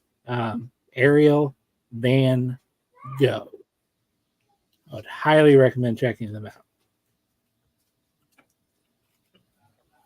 Mikey Mike. My number 6 is actually the other half of the tag team C4, and that is classic Cody Chun. So we know which one you like more. Ooh. I did that mostly off of who's been making bigger moves when it comes to like being seen on TV. Classic Cody Chun has been very much on a lot of West Coast episodes of AEW television and in Canada and Ring of Honor. He's gotten a lot of calls for Ring of Honor as of recently. He's very much in the style of a Tajiri or Super Crazy, where he can fly, but he can throw some kicks, and they hurt. And they hurt very nicely. He is a tag team, like I said, tag team partner. They of Guillermo, former Defy tag team champions, former Prestige tag team champions. He's also a trainee of the great Buddy Wayne of the Buddy Wayne Wrestling Academy. All right. Doug, I believe we are ready for your number 6. And before we get there, though, I'm going to shake things up a little bit. Okay? So, when we get done with everyone's number 6, I want everyone to give their top 5.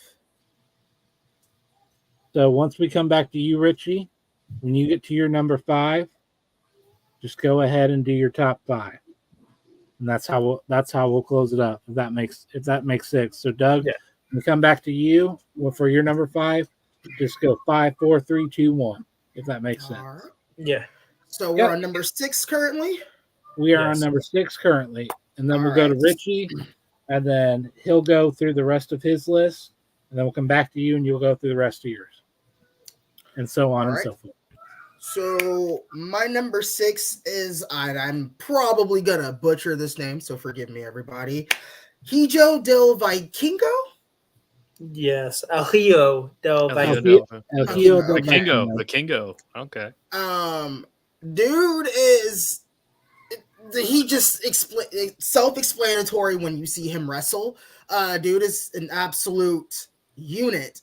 And some of the stuff that he does in that ring, I'm still scratching my head as into how are you doing this? What kind of wizardry do you have in that ring to bounce off the bottom rope to do a spiraling front flip out the ring and then not even break your neck on the hardest part of the surface? So, dude is absolutely innovative and amazing and very fast. If I don't get him versus Will Ospreay immediately, Tony, look at me. We're going to fight. If you don't book that match, we're going to fight, okay? I need you to book it now, okay? We know Triple H is not going to do it, okay? He might set him up and get somebody named Gunther, okay? We don't need that. We need him, right? Yeah. Will Ospreay. I'll even take Ricochet, okay? I'll even take Ricochet. Why is Gunther taking strays? Because Gunther is just mean. He told Bret Hart his favorite wrestler was William Goldberg, okay? William Goldberg. The first whole name is crazy. Okay. Whoa.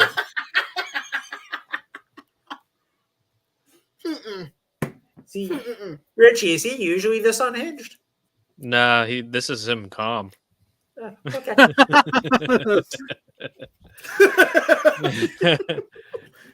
Come on, Doug. You know I love you. I'm trying not to get unhinged because as soon as I think of Triple H's back booking, my head just tick, tick, tick, tick, tick, tick. And I can't. I gotta.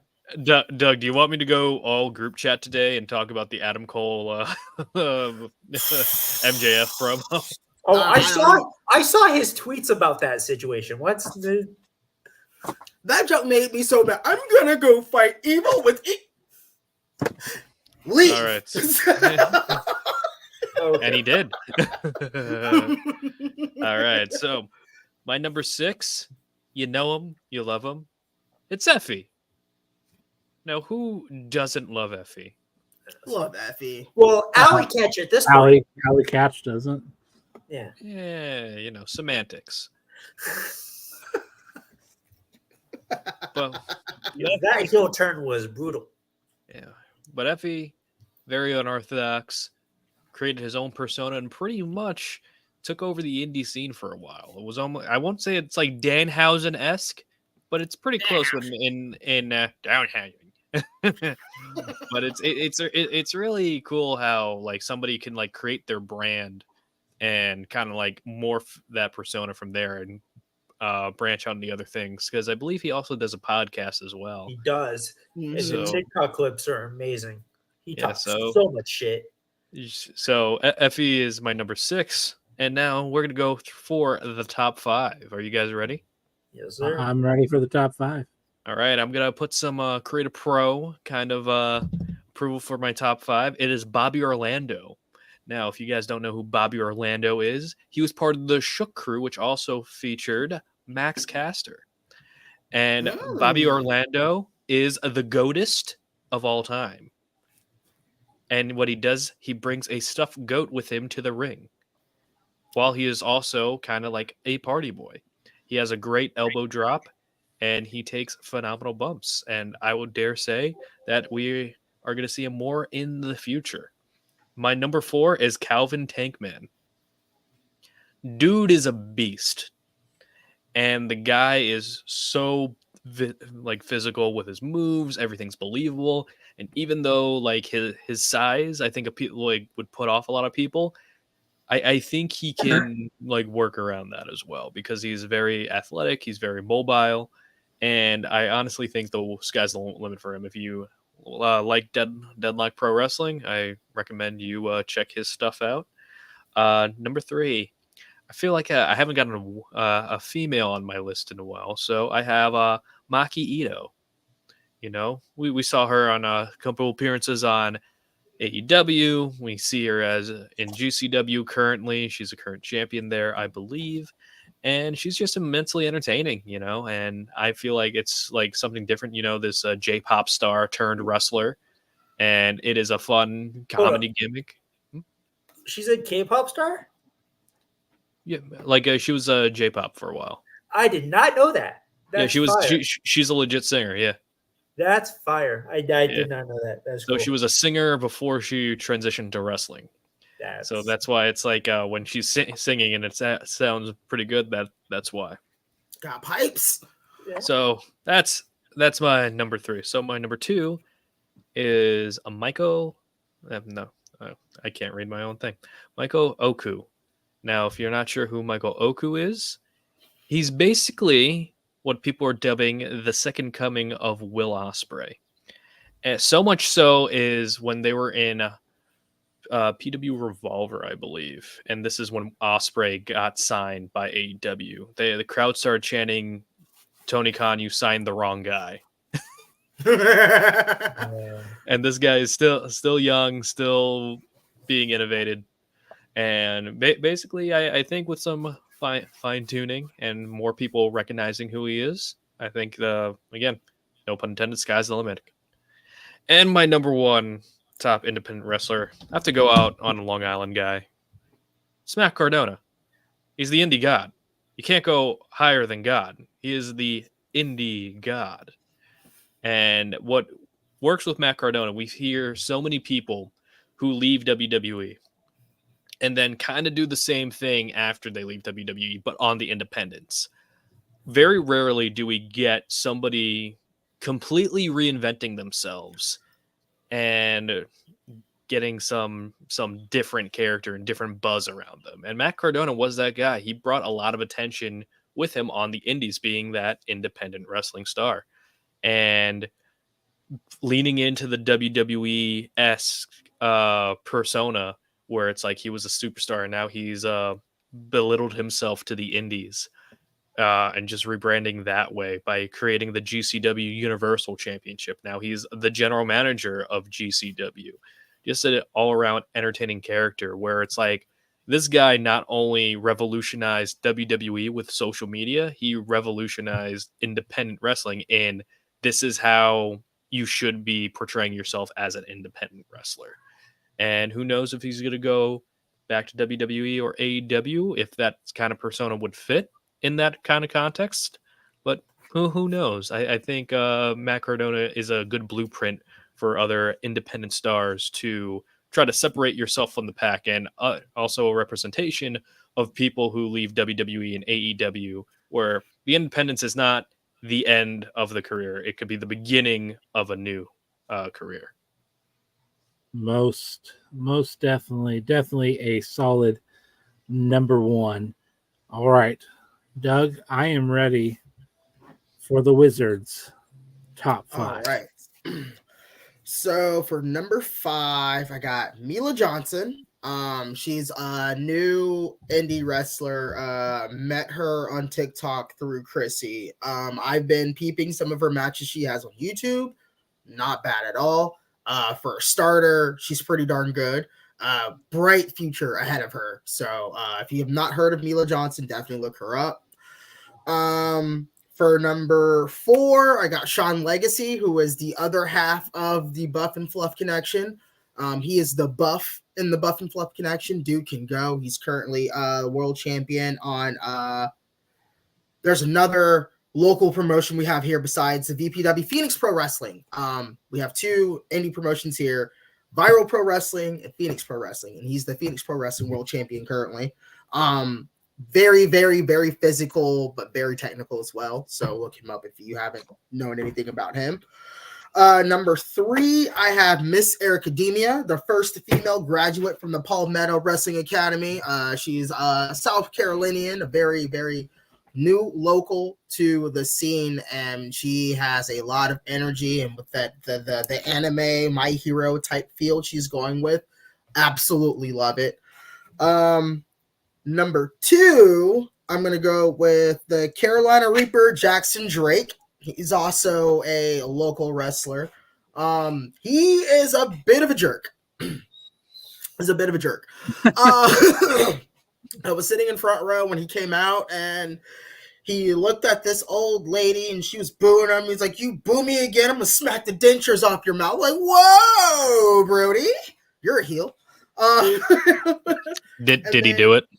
Oh no! Okay. But he did do the little thing, and she kind of. Oh, he did he did the rock thing. Yeah, he's a jerk. And then number 1 on my list, and is because of his absolute improvement within the last 6 months, Leon Slater. Leon Slater is my number 1. Kid has got so much potential. And if he keeps squaring up against these tougher opponents, and it's kind of like how I saw it with Orange Cassidy. If you keep fighting these tougher opponents, you're going to get something unlocked within you, and you're going to unlock a 5th gear. And when that 5th gear starts going, you're about to become a whole nother beast. And I think Leon Slater is there. He's almost there. He just needs to get, a little bit more tougher opponents. And I think Scripps almost brought it out of him last week. But, yeah, he is my number 1, Leon Slater. All right, that is definitely a solid top 5. All right, Mike, I am ready to hear the rest of the Northwest greatest and finest top 5 independent wrestlers. Because that's what's happening. Number 5, she is Vert Vixen. She was the longest and very first of 5 women's champion. She actually just lost about a couple months ago to Marina Shafir. You can also see her very much be a mainstay for Pro Wrestling Revolver. She wrestles there quite a bit there for Sami Callihan and John Moxley, and also Deadlock Pro. She is very much a super technical wrestler. She reminds me a lot of a Charlotte Flair in her wrestling abilities. I can say she will be signed in the next 2 to 3 years to a major wrestling company. She's also a mainstay on AEW when they come here to the Northwest. I'm gonna hold you to that. Yeah. Oh, no. I've told guys to tell her, like, yeah, no, you should be signed to a company. My number 4 is one half of a tag team called the Midnight Heat, and it is Precious Eddie Pearl. The Midnight Heat is a mainstay tag team here in the Northwest. Multiple time Defy tag team champions, multiple time Prestige and Defy tag team champions. Precious Eddie Pearl has been a mainstay here in the Northwest for about a decade. He's been in the business a long time. Midnight Heat, as of recently, of just now getting their just due when it comes to a lot of people seeing them, mostly because of Precious Eddie Pearl's his tag team partner, which I will be talking about later, and something he has done recently on TV. But yeah, my number 4 is Precious Eddie Pearl. My number 3 and my number 2, I'm going to just say together, and it is Judas Icarus and Travis Williams. They are a tag team called Sinner and Saint. You can now see them on TNA as 2/3 of the Northern Armory with Josh Alexander. They are a phenomenal tag team. They are also part of a faction here in the Northwest with a guy I talked about earlier, Evan Rivers, as they are now with him, they're called Sovereign. And when they're in Portland, they're part of a trio with Alan Angels called The Noise. They love their trios. I respect it. They always need, because they're shit heels. They're assholes. So they're cheating on each other. I see the game they're playing. Yeah. My number 1 is a guy who about 2 months ago made waves on social media when he appeared on SmackDown, and it is Ricky Gibson. Justice for Ricky. Yeah, Justice Ricky, for Ricky from the Kevin Owens, Randy Orton segment on SmackDown. The bald guy, they got stunned. Yeah. Sorry, Ricky. We apologize, Ricky. Yeah. So one half of Midnight Heat, phenomenal. Again, a phenomenal tag team. They're another. They also just kind of got messed up by the hurricane because they were supposed to wrestle FTR in Portland. That did not happen. But yeah, multiple time champions. He's a guy who's been wrestling. When I first heard of independence in the Northwest, he was one of the first guys I heard about, and that was like 15 years ago. He's been a mainstay. He was trained actually by Northwest legends Playboy Buddy Rose and Roddy Piper. can't go wrong there. All right. Well, I think we are to my top 5. And with my top 5, you're going to see why I wanted to do it this way.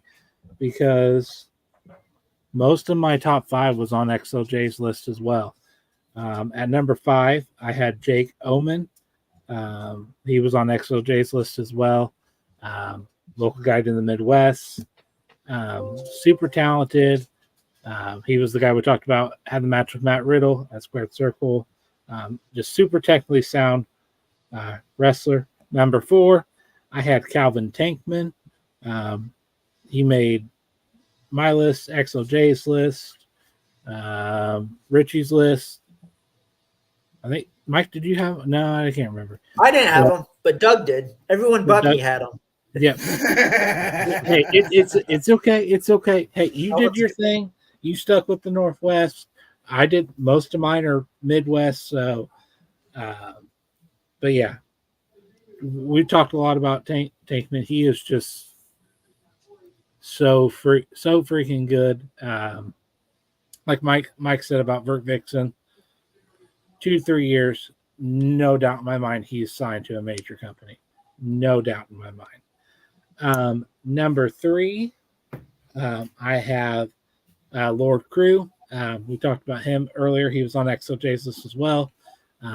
He's the guy with the beard that we're all envious of. Yes. It's a really good Rich, beard. yeah, It's a really good beard. Really good beard. All right. Now my top 2, XOJ did not have on his list. So at my number 2 is the veteran himself, Jack Vaughn. Can I get a thigh slap? Oh, he's the guy on TikTok that makes fun of indie wrestlers. Yes. Yeah. Okay. Yeah. I was like, why does that That's- name sound familiar? That's Michaela's man right there. He is hilarious. Not only that, I mean, he's super talented, and definition of, like, you know, taking the ball and run with it, like with, you know, like when TikTok, you know, became such a thing and everything, and, you know, I mean, that really took him to like the next level. My number 1, though, I'm a little surprised he wasn't on anybody else's list. So when I say this name, you're going to be like, how did I forget about him? He is the young goat, one Myron Reed. He is so freaking good. And when he does that spot where he jumps over the top rope and takes the opponent down to the floor, I don't know how he doesn't die every single freaking time. Yeah, I'm always thinking about the other rascals that I forget about Myron Reed. He is the forgotten rascal, and honestly, I feel bad as a wrestling fan for even forgetting him. It's kind of like the whatchamacallit. Like before there was Ringo, there was another drummer between the first drummer and Ringo, and he's like the forgotten Beatle too. So that's what Myron Reed is to a certain extent. You're teaching me stuff, Richie, because I did not know that. I'm a wealth of all kind of knowledge. Yeah. But miscellaneous mostly. He is. He. I think he said he was an encyclopedia, but man, Myron Reed. Some do say that. He is as advertised. He is the young goat, super athletic, super high flyer. He pops up a little bit of here, there, and everywhere. Hasn't been signed really to a major company, but he should be. He is that darn good. But like we talked about, it was hard to narrow our list down to 13. There were other names that I had that I wanted to put on my list. Like, honestly, I'm looking at a list of about 1, 2, 3, 4, 5, 6 more names that I really wanted to get on my list, but I had to narrow it down to 13. Anyone you want to include Calvin Tankman, I will cyberbully everyone here if Calvin Tankman isn't on yours. I'm the only one who did not have Calvin Tankman.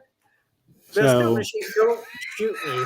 So yeah, best scout. But in Michael's in Michael's defense, he was sticking to kind of like a Northwest scene. Yeah. So yeah. I don't know. Let's bring out my encyclopedia. Let's see if there's anything else. You got that Britannica up. Ooh, it's even highlighted too for words. But yeah, I mean, I'm going to change the name now. No, you're not. We could talk for days about independent wrestling and indie wrestlers, but gentlemen, I want to thank you all for coming on here tonight, taking the time out of your busy schedules. Before we close out, though, we got to do one last Plug-a-Palooza. See, I don't have a soundboard, so I have to do my own sound effects. But Doug, Wizard, you're the DJ. Where's your sound effects? See, my sound effects are here, but it's not currently plugged up. So, Okay. yeah. But all right, Doug, we will start with you. Obviously, we know we can find both you and Richie as a part of La Familia, but let the good people know where we can find you on all the socials, what you got going on, this, that, and whatever. So I am Pro Wrestling Wizard Just Doug. You can pretty much find me anywhere. I use the same handle at Just Doug Brand or type in Pro Wrestling Wizard. I have a new episode of Wrestling with Just Doug that drops on Monday. I call this Wizard Season, and from here we are talking about the Royal Rumble up until we get to the Royal Rumble, and then from there, all hands on deck for WrestleMania season. So that drops on Monday, and then the week following after that, a new episode of the History of Women's Wrestling will drop on YouTube at Just Doug Brand. So it's gonna get really, really, really fun and intense. I'm gonna have members of the Familia be a part of the episodes with that. One more, I have a new episode of Wizard, Witches, and Elbow drops with myself and Chrissy Tina. A new episode is coming out soon. It's been incredibly busy after my latest music show on the 25th. I will be free for the rest of the year to do all things wrestling. So expect a newer episode of In the Field of Pro Wrestling with Just Doug. I will be going to VPW once more at their rescheduled Halloween show that never happened since we got rocked by a hurricane. So that'll be rescheduled, and I'll be there doing some pictures, meet and greets, and getting everyone to know about the world of VPW, because I feel like it is one of the most underrated independent scenes in my local area, and they need more awareness. But that's all I've got. All right. Richie, hit us with where we can find you and all that good stuff. Sure, at Retold Richie Mars on the Instagram and the TikTok. On TikTok, I usually post 3 videos a day, usually on the current wrestling scene or if a story interests me or where creative is going. Instagram, it's more for the memes and plugging my podcast, which is Wrestling Retold and Relived with Richie Mars.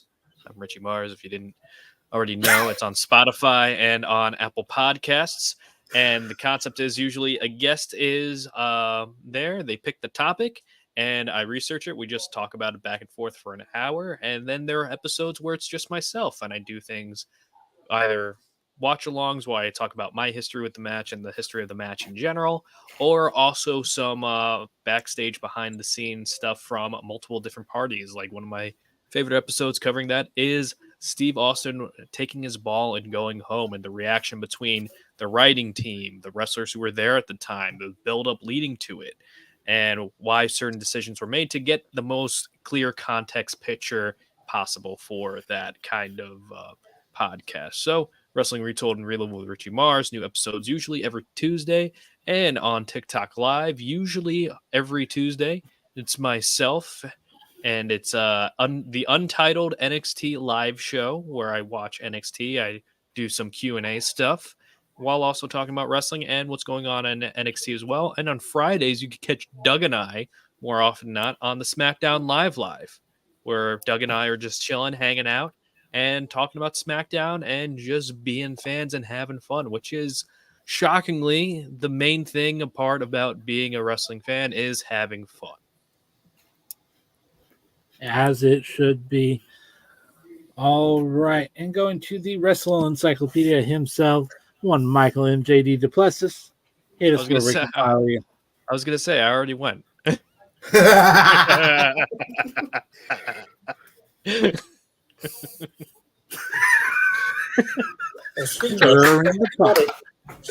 he was too stunned to speak. I would say I would walk away, but I can't, so I'm screwed there. MJ Duplessis on all my MJ Duplessis 1992 on all my social medias. I said that specifically because I knew Doug was gonna pop. He didn't just pop; he popped, and then it went back to the full form, and now he's He popping does again. it every time, and he knows the perfect time to do it, and it breaks Yes. Every time I have a conversation with Doug, I make a wheelchair joke at the great time, and It's fun. But yes, Oh MJ my Press is God. on all social medias. You can also catch me here every other week. Cool TV, Learning the Ropes, and also on World Championship Wreckage on pretty much all their shows. Or later. Specifically Queen's Court with Oh. green husky hairs. All right. And I am Mr. B-Roll, one half of Cole TV, filling in for XOJ the OG on host duties. Thank you for bearing with us on this supersized episode of Learning the Ropes. Thank you all so much for joining us tonight.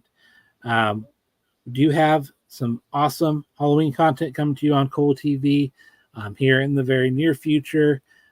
You're going to want to stay tuned for that. But until next time, kiddos, we will see you when we see you. Later, Gators.